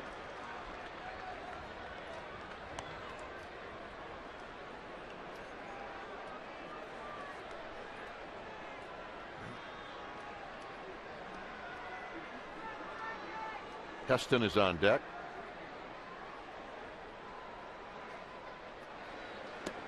Two balls, 2 strikes. So from De La Rosa, I mean, you're seeing speed anywhere from 78 miles per hour to 98 miles per hour. I'm not sure I'm trying to think of a guy that had that big a differential ever that I even played against. Out of play. Well, I mean, I can remember guys that had a good changeup that threw hard, but I don't think I've ever seen a guy that sort of pitches backwards where he's more comfortable with the 78 than he is with the 98. I mean, even like Nolan Ryan's curveball was faster than that. Yeah. Yeah, he was a 2-pitch pitcher for a long time. Crawford on the ground to Nick Ahmed. Well, the Warriors won their first playoff game today, and you can see them Monday right here on Comcast Sportsnet Bay Area. Coverage starts at 6:30 p.m. and it'll be game 2 as the Warriors take on the Pelicans. And the authentic home of the Warriors playoffs is right here on Comcast Sportsnet. Game 2 will be live on Comcast with Fitz, JB, and Roz. And games 3, 4, 5, and 6 will be, if necessary, will be on CSN as well. Here's Heston. He was there. Yeah, they were there. Absolutely. Put a smile on your face. Heston bounces one right back to where it came from. 2 outs. And that'll bring up Nori Aoki. Giants are leading 4-1 here in the 6th inning. Dodgers are leading the Rockies 4-1. That game in the 6th inning as well. Now she's got her World Series trophy. Do not leave home without it.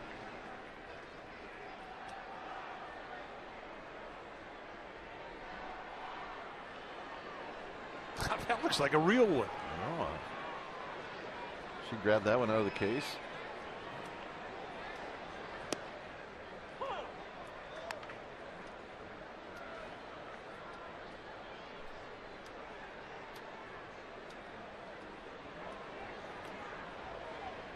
And that pitch is high.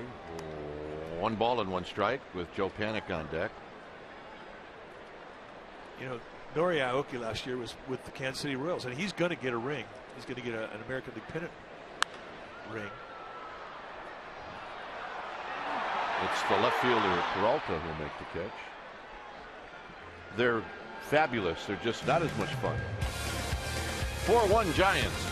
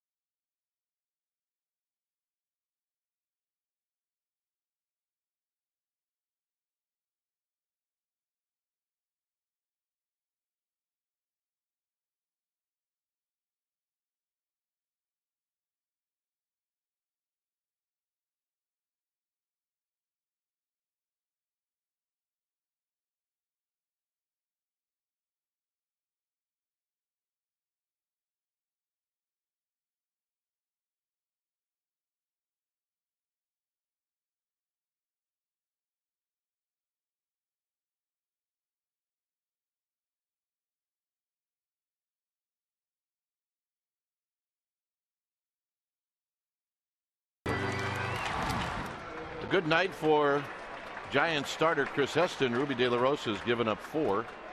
David Peralta has a home run, and Brandon Crawford has a big boy home run. And the Giants lead in this one 4-1 as Tuffy Gosewich is going to lead things off.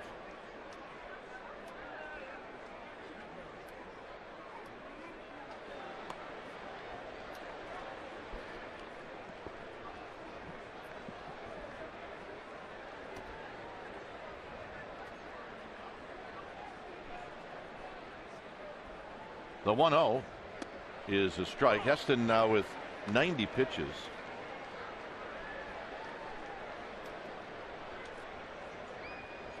Still good sink on that sinker. Really has shown the D-backs he can get everything over. And he bounces this one foul. And I like that curveball because it really is 2 pitches in one. I mean, it has the break of a curveball, but it really is an off speed at 73 miles per hour. I mean, so it's an effective changeup because of the speed. And a lot of guys who have swung at it have been on their front foot reaching.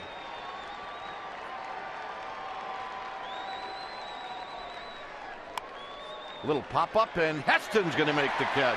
That is a jam sandwich. All right, time now for our AT&T U-verse Rewind. We go back to April 20th, 2006, following 1906, following winning the World Series in 1905. The Giants in their home opener rose to the World Series championship banner and wore special World Series champions jerseys.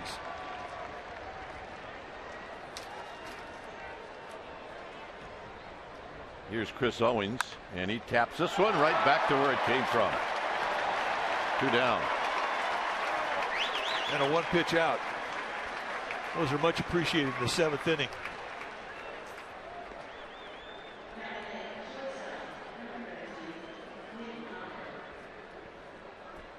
So let's go back to 1906, and it's World's champions.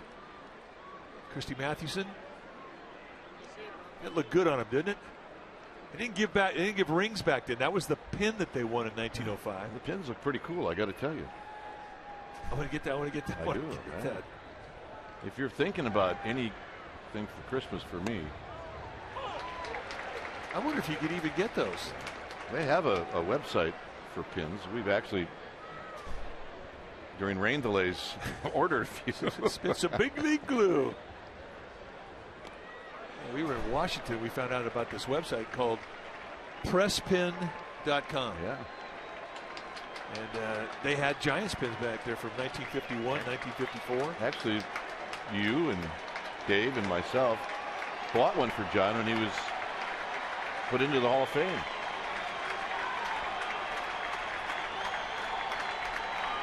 Get him was it the 62 World Series? He was 62.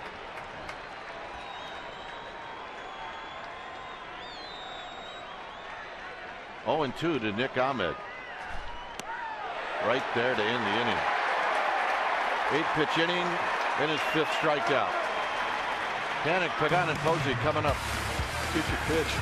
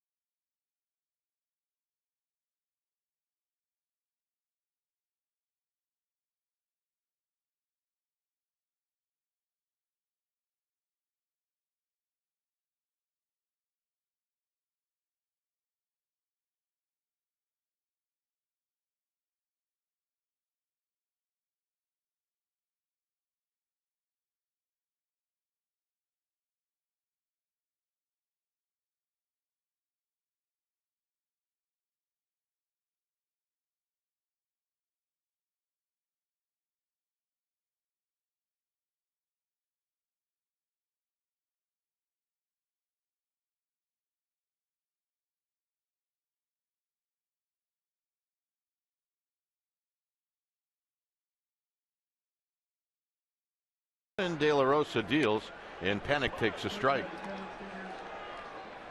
First time we've seen anybody get up in a bullpen is happening right now in the Diamondbacks bullpen.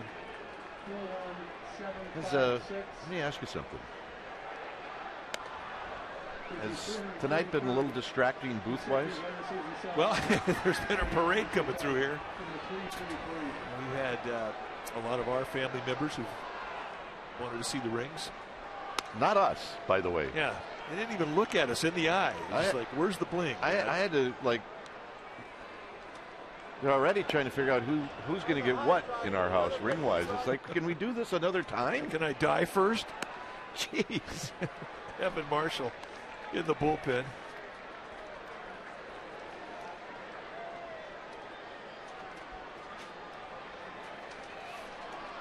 Three and 1 to Panik. Panik hits one out into right center field. And Trumbo's going to reach up and make the catch. Watch this. This is awesome. Bing, plop. Now you talk about a guy with a great attitude. Does he go with the moment or maybe what? Not his wife. Thank you. Please drive home safely. And then at the end, he takes a drink right out of it. He couldn't get the ball out, so he said, "The heck with it." And that's like a Scotch ice cube you get. But that guy right there leads the league in attitude as far as we're concerned. Here's Pagan, who takes high. Oh, my goodness. He just went right with it. Not a problem. I don't know if the woman to his right is his wife or not, but I'm not so sure she thought that was as funny as we did. Oh, we'll show it to you here in a minute. 1 ball and 1 strike to Pagan. Well, maybe we'll meet that guy in Denver too, and we'll go out. Yeah, absolutely. Book it.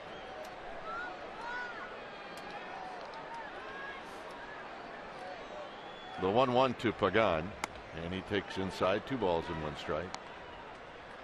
Pagan is 0 for 2, couple of ground balls and a walk.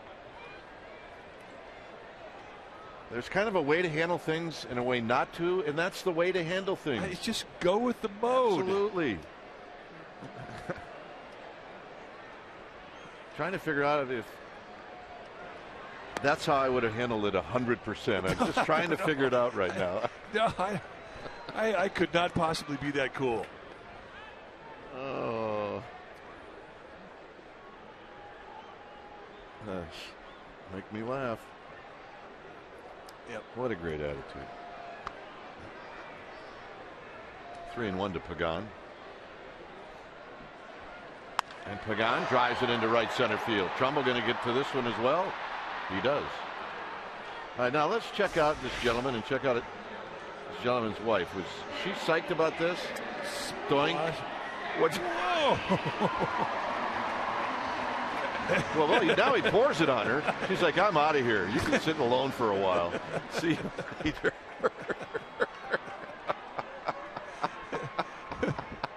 We're good. At some point, he's got to say, hey, come back.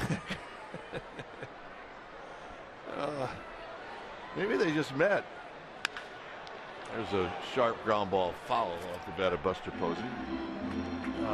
Oh, yeah. She's got a good attitude. It was a total deflection. That's just too much fun.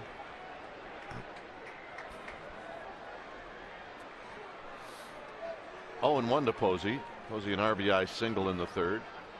Here he drives one foul. It's 0-2.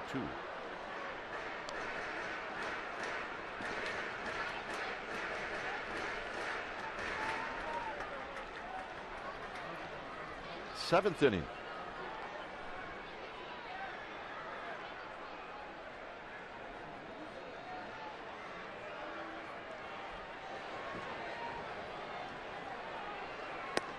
Outside to Buster Posey, 1-2. Tried to wrap 97 around the outside corner. He struck out Posey on a similar pitch at 98 miles per hour back in the 5th inning.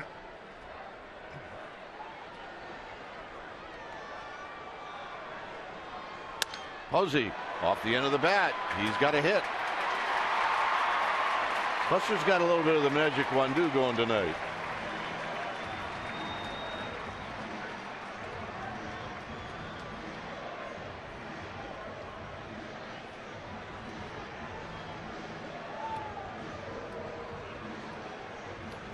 So Chip Hale is going to go to the bullpen.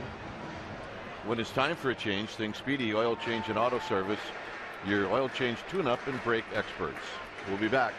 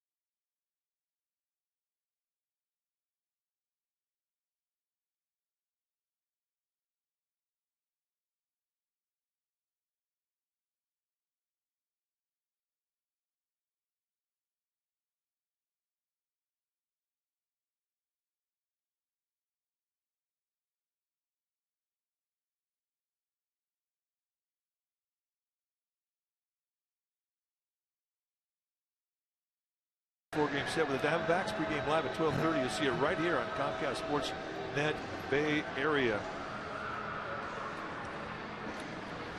It's a 4-1 lead for the Giants.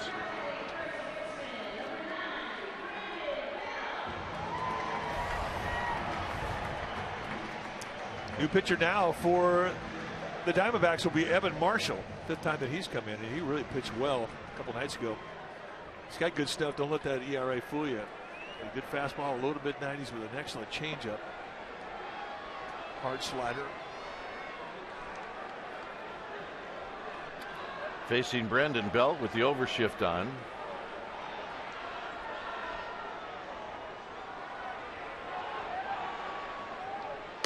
And the first pitch is wide. 1 ball and no strikes. Belt is flied out twice to center field, and then he drew a walk in the 5th.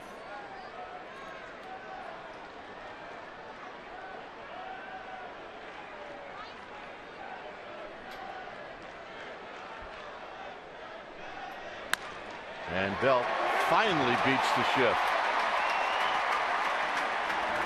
Now, you said it about a week ago, and he was starting to hit into the shift consistently, hitting hard balls that were getting caught, and it was wearing on him. And this is how you're going to take it away. Develop that side of the field. Have an approach to go the opposite way. It'll make you a better hitter. It'll keep the defense honest. And look at Hensley Mullins, the hitting instructor for the Giants. Light up. I mean, he's been talking about this for a while with Belt, and now he's starting to apply it. And that is his ticket to get away from that shift.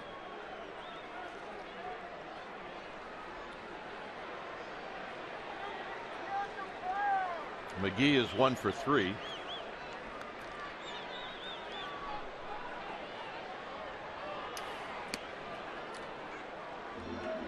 He punched one through the right side of the infield in the 5th. Casey McGee has been getting a steady diet off speed stuff since the start of the season.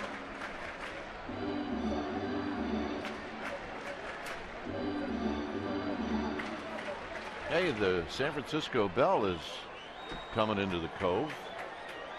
Haven't seen her in a while. I know. Where you been?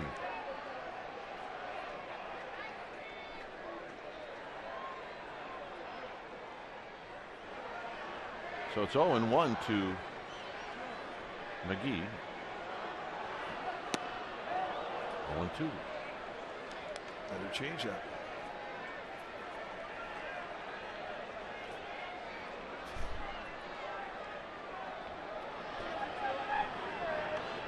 There's Oliver Perez getting loose.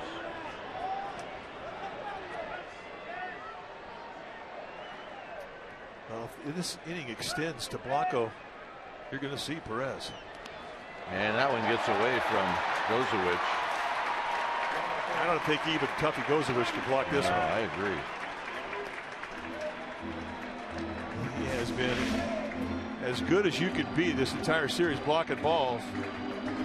He did get a body in front of it, hit off his hip and kicked away, so an easy advance of 90 feet for Belt and Posey. And now a base hit would score 2. No chance there. Best arm for the D-backs is in center field with Inciarte.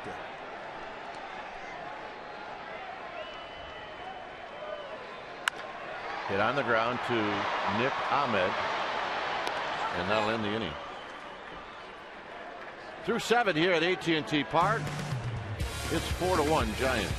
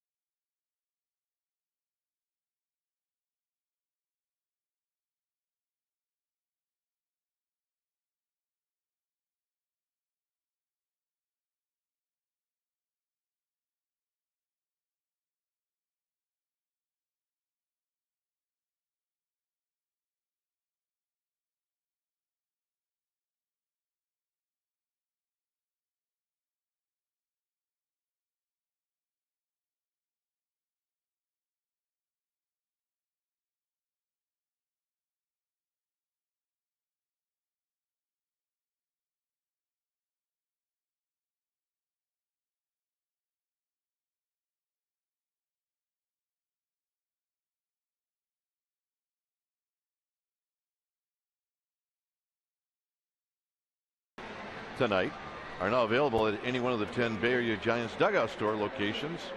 The dugout store locations have the largest selection of gold player jerseys, so check it out. They are very cool.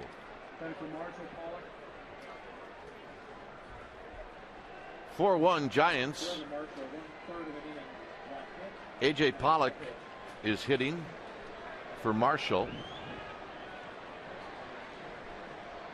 And he takes a strike. Pollock in the game last night went 4 for 5, and his reward tonight was not to start. That doesn't make sense. Baseball, cruel sport sometimes. The pitch runs inside to Pollock. Joaquin Arias is now at third as McGee is out of the game, and Affelt is up in the bullpen.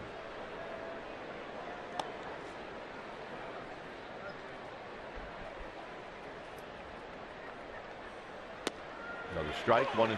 Backdoor breaking ball.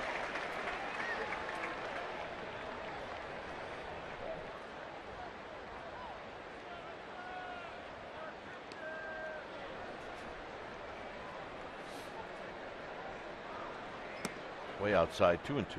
Giants wearing the gold jersey that they'll only wear one time, along with the gold emblem on their hat. They wear it for ring ceremonies.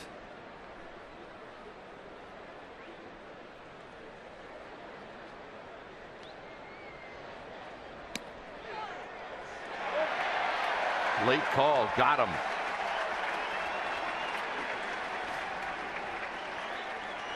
I don't think A.J. Pollock's too enthusiastic. I don't think he is either. Wraps a little sinker on the outside corner. They set up on the inside corner. And Heston gets the strike. And I don't think Chip Hale is too excited about the call. He's reacting to Pollock. Yeah, here's Inciarte. Breaking ball for a strike. That's pitch 102 for what that's worth. He's got it in his arm. He hasn't had a lot of stress in any of his innings tonight, really since the second inning. He's been fantastic, and what he's been very good at is getting strike one and mixing up his pitches to get strike one. Just the second inning is where he has exceeded the 15 pitches. I mean, pitching coaches want 15 or less. Kept throwing the ball in the same spot.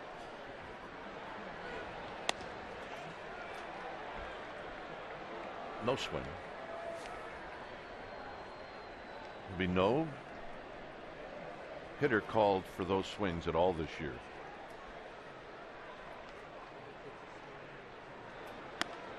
Three balls and one strike. I'm beginning to believe you.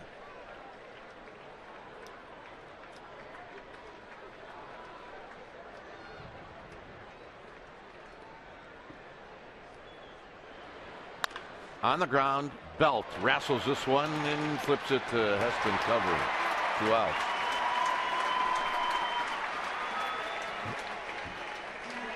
Talk about the gold jerseys. There's a new part of the stadium. It's the Majestic Clubhouse, which is right next to the old Giants dugout store. A lot of jerseys in there, and those gold jerseys are on sale there. And you can get a jersey of everybody on the 25-man roster in there, which is pretty cool. So check it out, the Majestic Clubhouse, right on the 3rd Street side of the ballpark, 3rd and King. Here's Lamb. And Lamb takes a ball, 1 ball and no strikes. Lamb has grounded out 3 times, twice to second and once to short.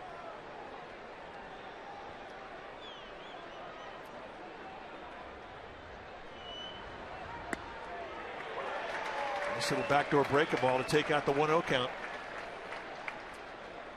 What a shot in the arm this kid has been to this rotation.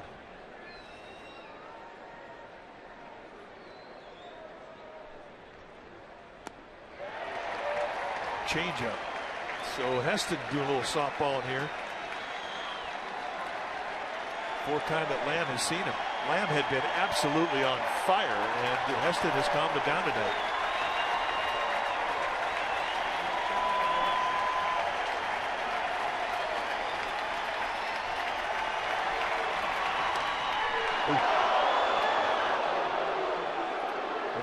Sneak attack 90 on the inside corner. They sent the target away. If they have Posey sitting on this inside corner, they may get the call. Just a little inside, a little high.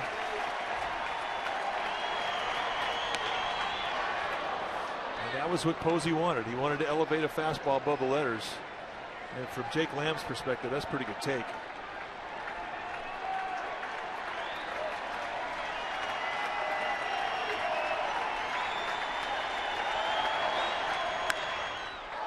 Heston caroms it to Crawford, and it's under Crawford's bare hand, and it'll be a base hit for Lamb. Let's see where that ball hit.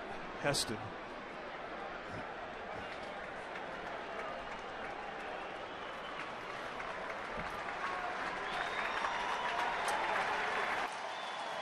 Frustrating. I think he felt he should have had that one, but what a night this young man had for a team that desperately needed pitching performance like he gave them. And listen to the ovation.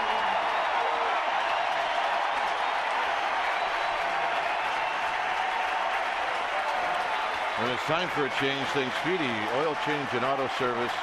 Do your oil change, tune-up, and brake experts. We'll be back.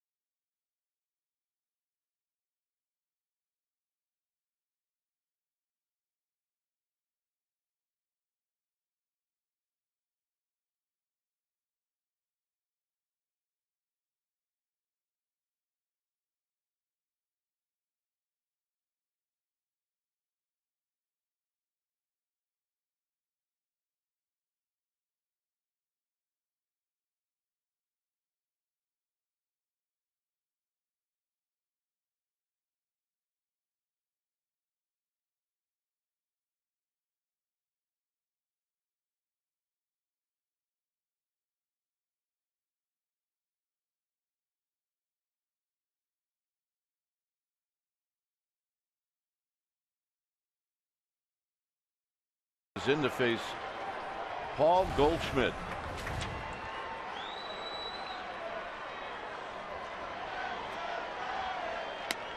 And a fastball for a strike. 88 from Romo.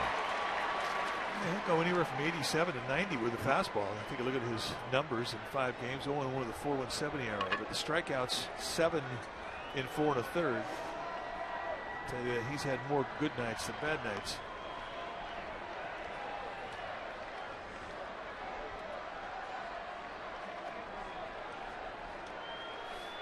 The line on Chris Heston through 112 pitches. Solid night. 6 strikeouts against 1 walk.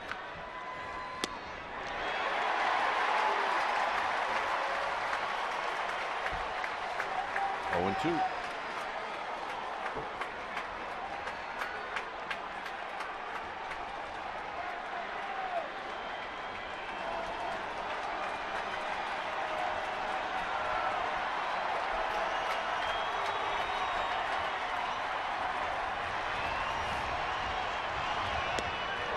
Slider. Hit the count 0-2, sweep it wide. Maybe he'll chase. It's not like these two don't know each other. They know each other quite well. 4 for 14 coming into this series. Goldschmidt against Romo.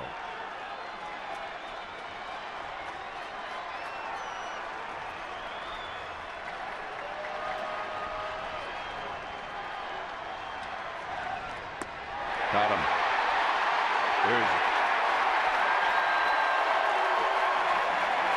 Romo gets the strikeout. Giants are coming up.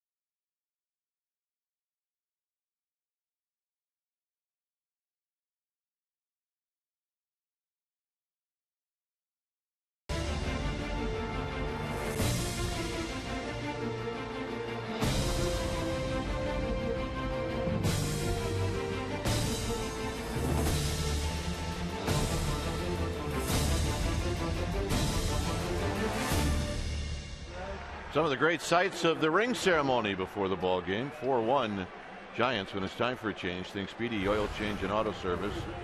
Your oil change tune-up and brake experts.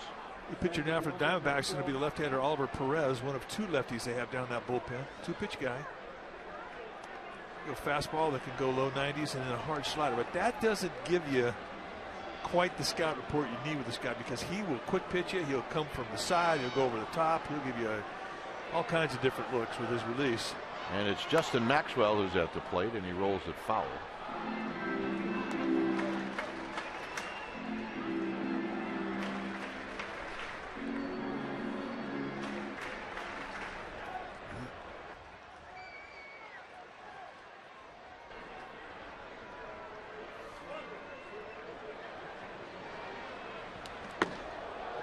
He'll do that every once in a while, too. He's hard on the signs behind home plate. Easy on the round table pizza there, pal. All right. 2-seam fastball. Just beating up the signs. There's a strike, 2-2. I'm not so sure he didn't do that on purpose. He might have.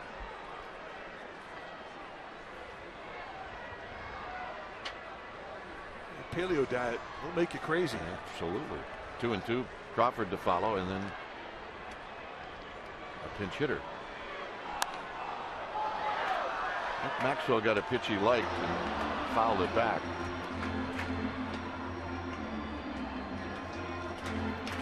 Nice play by this little guy.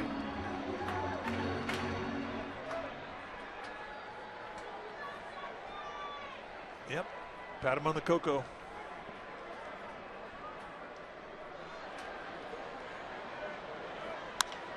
Maxwell flips it into right center field, and he's got a hit. And let's check in with Amy G. Amy. All right, fellas, had a chance to chat with Tim Hudson, and to say that the ring ceremony was special for him is a bit of an understatement. He's waited 16 years after all. He says every player hopes to experience what he got to experience today. It's simply the icing on the cake to get some hardware on your finger. Congratulations, Tim Hudson, guys. I bet his whole family was here. Oh, no doubt. No doubt. Here's Crawford. Crawford a bunt, and he bunts it foul.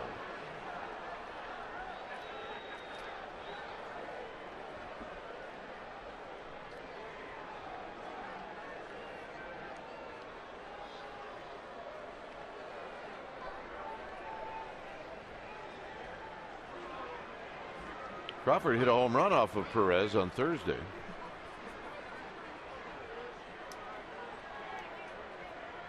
That pitch is up and in. 1 ball and 1 strike.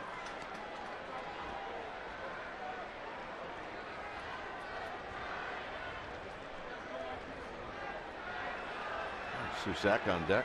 That was Susak joining the team today. It's the first game that Bruce Bochy all year has had 5 extra players on the bench. Giants down to 12 pitchers. Crawford fights it off. Plus, he's got a couple of catchers now besides Posey. This was the home run off of De La Rosa, and it was tagged.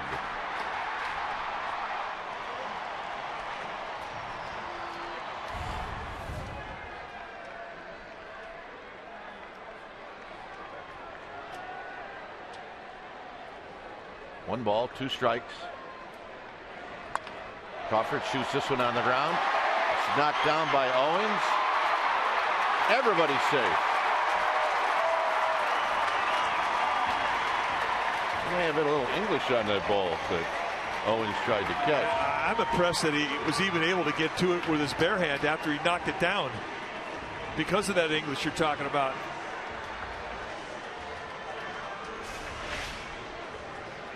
He knocks it down and then tries to backflip it.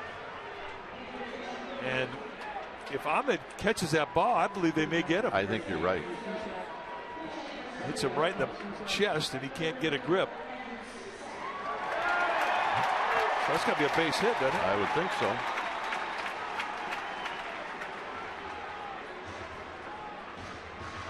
So once again, Mike Harkey,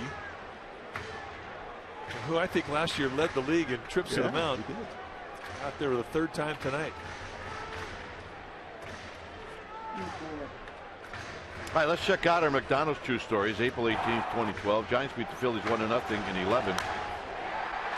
Matt Cain went 9 innings, 2 hits, 1 walk, 4 strikeouts. Cliff Lee went 10 innings, 7 hits, no walks, 7 strikeouts. The Giants won on an RBI single by Melky Cabrera in the 11th inning, scoring Brandon Belt ahead of the throw from Hunter Pence. Crawford's going to not be happy with that scoring decision. First pitch hit roll, and he may be bunting. An error, by the way, has been charged to Owings. It's a bad call. Yeah, I don't agree with it. It's not a bad time to turn around and go to second base if you're Oliver Perez, with the hopes that you might see a hitter tip his hand as to whether or not he's bunting.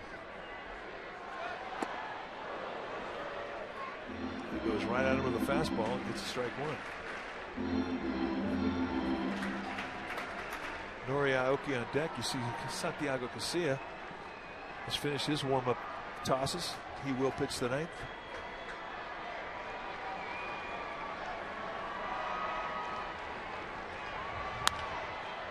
High and fouled on the right field line and out of play.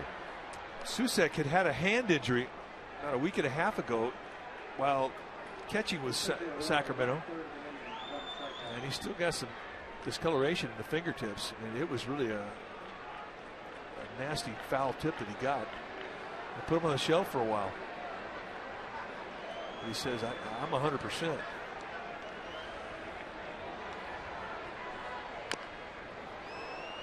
Or that's what you convince yourself. If you He's a think catcher. you're getting called to the big leagues.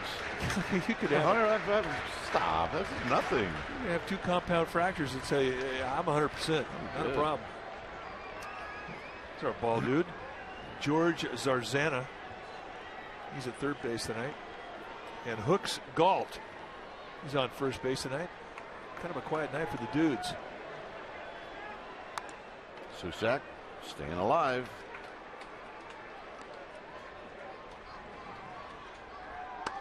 This is the only time they're going to wear those helmets with the gold emblem. They're all brand new for today.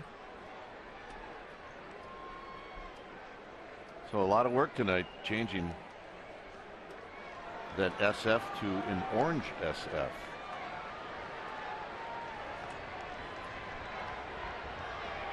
Oh, 2. Susak hits a fly ball to left. Peralta will put it away.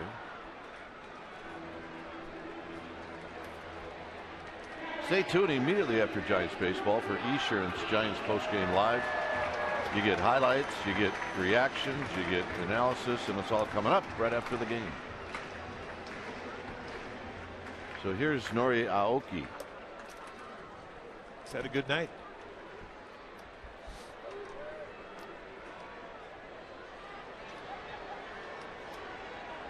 Hunter Pence got one of the loudest ovations during the ring ceremony.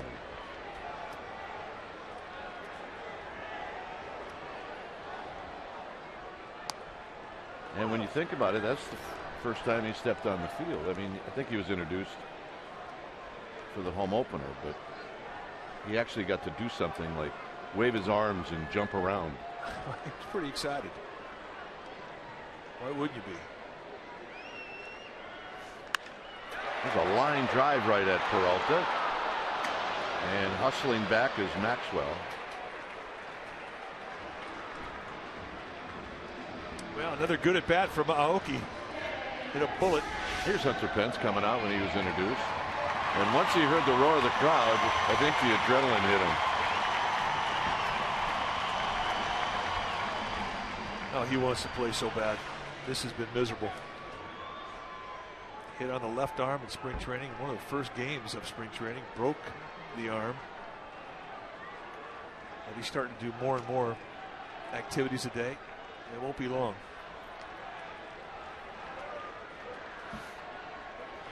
Here's Joe Panik. Joe with a couple of hits tonight. He's 2 for 4. You know, the problem with you get a broken bone is you can't do anything. Well, you got to wait. You got to wait, and then when they release you and say, "Okay, it's good to go," now your spring training begins. Although I've seen him swing day 1 of spring training, and it looked a lot like the last swing he took at the end of the season. But then it's a matter of the speed of the game. Tapped slowly. Ahmed. Not in time. Pagan's going to hit with the bases loaded. Panic with a 3-hit night.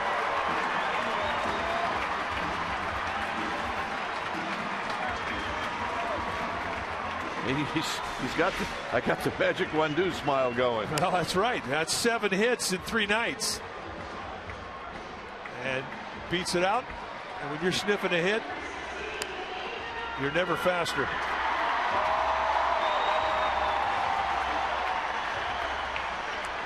It's 4.3 speed. That's outstanding. They got a lot of infield hits. He was hitting 176 2 nights ago. And 7 hits later, he's hitting 286. Yeah, he's leading the league in hitting now. Here's Pagan with the bases loaded.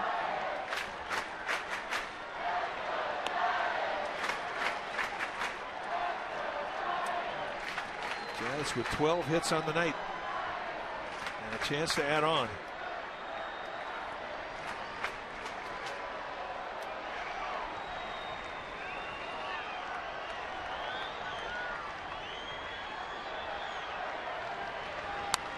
Out of play. 1 ball and 1 strike.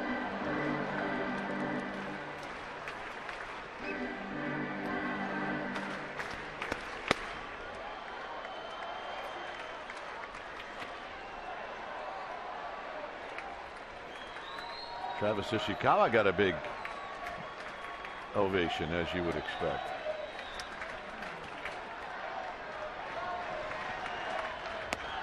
Low and away to Pagan, 2-1. Ishikawa, who had been rehabbing down in Sacramento, feels a lot better now. He had a back injury that put him on the disabled list out of spring training. And you're right, he got a nice round of applause. And he might as well get used to that, because every time he's going to get mentioned from here on out, it's going to be loud. 3-1. Oliver Perez just looked down into the Diamondbacks bullpen, and it is close, empty. Close for the holidays.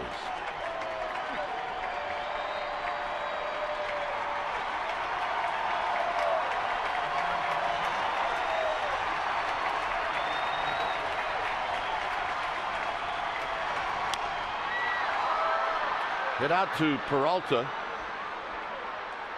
And that'll end the inning. 9th inning coming up. Casilla coming in. It's 4-1 Giants.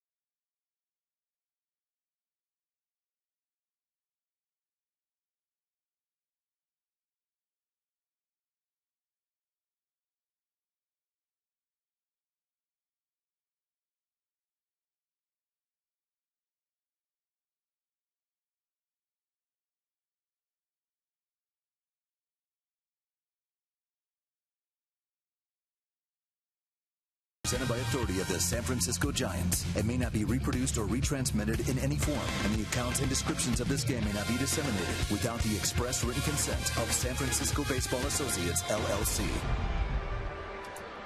Back here at AT&T Park, the Giants leading 4-1 when it's time for a change. Think Speedy Oil Change and Auto Service, your oil change tune-up and brake experts.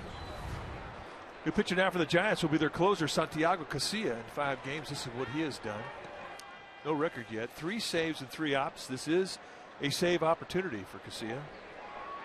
Low 90s fastball, and he can heat it up in the mid 90s at times. 2-seam, 4-seam, curveball, slider, and a changeup. More of a cutter than a slider. Maxwell stays in the game. He's in right. First pitch to Peralta is wide. Peralta hit a home run on the 4th, the only run in this game for the D-backs.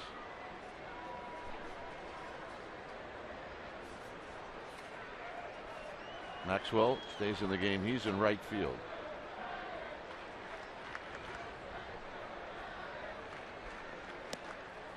Casilla needs to throw a strike. It always settles him down when he does.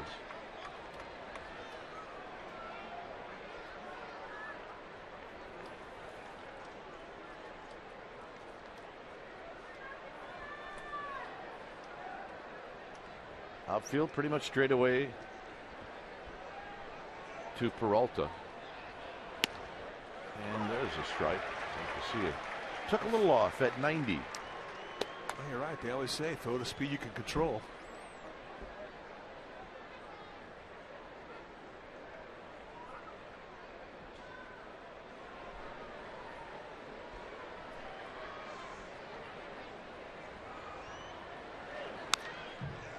And that slap foul off the backstop, 2-2. 93, 2-seam movement, running away from the lefty. I think that's the thing that impresses you the most about Casilla. I mean, he really does understand movement and how to apply it to certain hitter types. When we first saw him, he was a 2-pitch guy, and now, I mean, he could be a starter with what he could do with the baseball. Absolutely.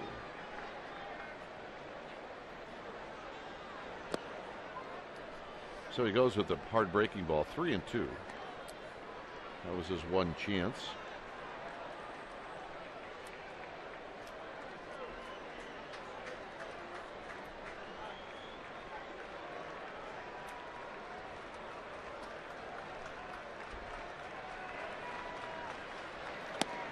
Got him.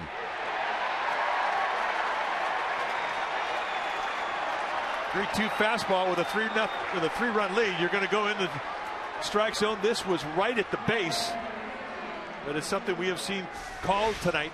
It has been a wide strike zone, and with 2 strikes, you should know by your 4th at bat you need to protect, and that really wasn't that far out of this. Well, I thought it was a strike. Well, what made it look like it might not have been was it was away from the target. Again, Chip Hale reacting to the reaction of David Peralta. Trumbo takes a strike.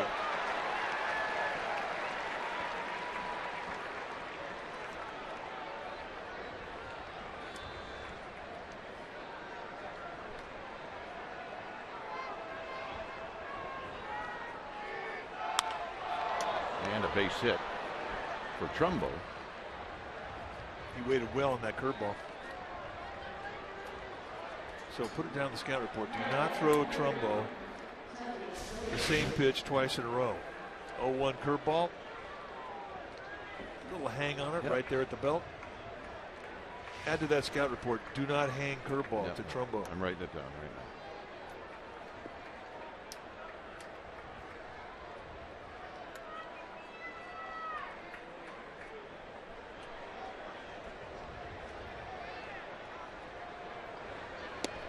I got that list here. The last thing I wrote down that you asked me to write down, it says, do not say Remlinger at Candlestick when it's under 50 degrees.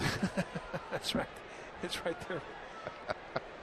And Slusarski, that's the other one. That's it. That's the last thing you asked me to write down. 0-1 to Tuffy Gosewich. Look out. And guess what, folks? Diamondbacks are getting a tying run at the plate. That was a mistake.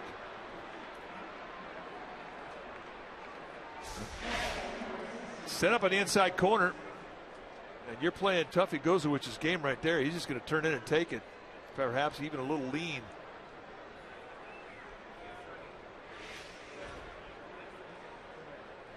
And just like that, lots of activity heading down to the Giants bullpen. And Dave Righetti's going to take some time here. He's going to wait till plate umpire Lance Barrett gets out there and shoos him away.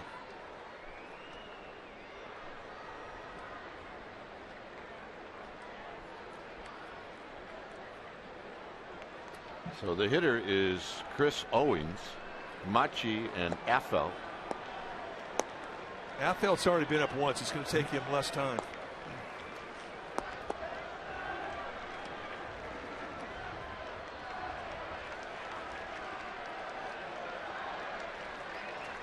And after 8 losses in a row, a few people that are uneasy in their seats right now. And not all of them are in the stands. Some are in that dugout. Hit on the ground to Crawford. Crawford to Panic. Panic to Belt. Got him. Double play.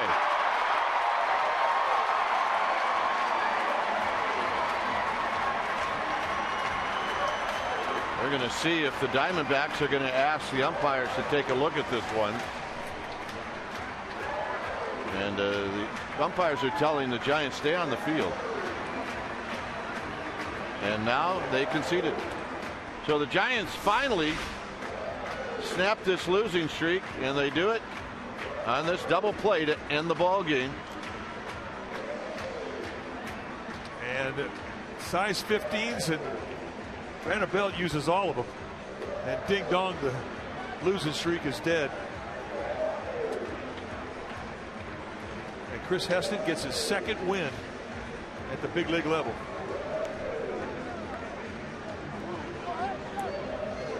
All right, time now for our Honda player of the game. No brainer tonight is Chris Heston, who really came up with a big league stop job.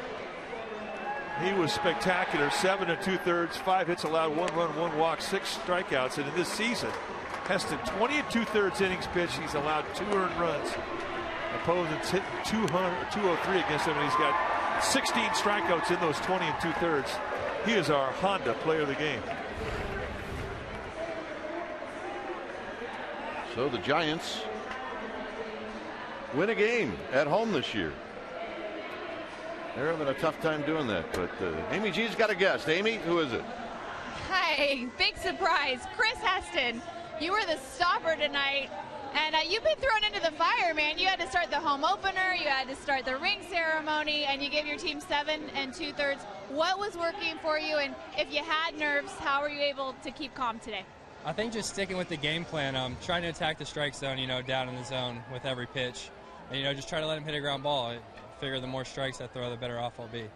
You were able to snap an 8-game losing streak. That's tough. You heard the fans tonight. They needed a win. How much did you guys need this? Yeah, I think it's huge. I mean, anytime you walk away with the W at the end of the day, it's a good day. And these guys are winners, so, we'll get rolling here, and it'll be a fun season. Brandon Crawford really starting to come around at the plate, and the offense has kind of been putting it together little by little. What are you seeing that is giving you guys some motivation and giving you guys a lot of hits tonight? I think just getting the big hit. Crawford had a big home run there that kind of gave us a little cushion. And I think we're just getting the big hit. That's kind of what we need to do. We get guys on and then just play small ball and get a run across. The ring ceremony. So you're the first one to get your ring, again, thrown into the fire. What can you take away, if anything, from today? It was very special, but you had to go warm up for a game.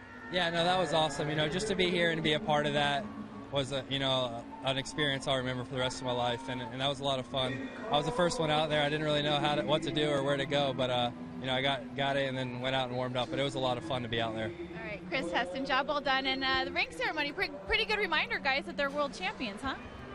Yes, indeed. And we experienced all the excitement and the atmosphere on the field before the game, and we had hoped and thought that it probably would carry on over into the dugout, and it did. Plus, it helped to have a hot Heston going right now. Well, and Nori Aoki gets right up and bang, double, and then right behind him, Panic put the base hit opposite field, and the Giants are on the board. And you know what, partner? I think we have to wear these monkey suits tomorrow too, man. They're hot. They're 1-0. What do you think? Yeah, not a problem. We'll wear them tomorrow. All right, final score. The Giants beat the Diamondbacks 4-1. Thanks for joining us. Stay tuned. Esurance Giants postgame live with interviews in the wrap. That's going to start right now.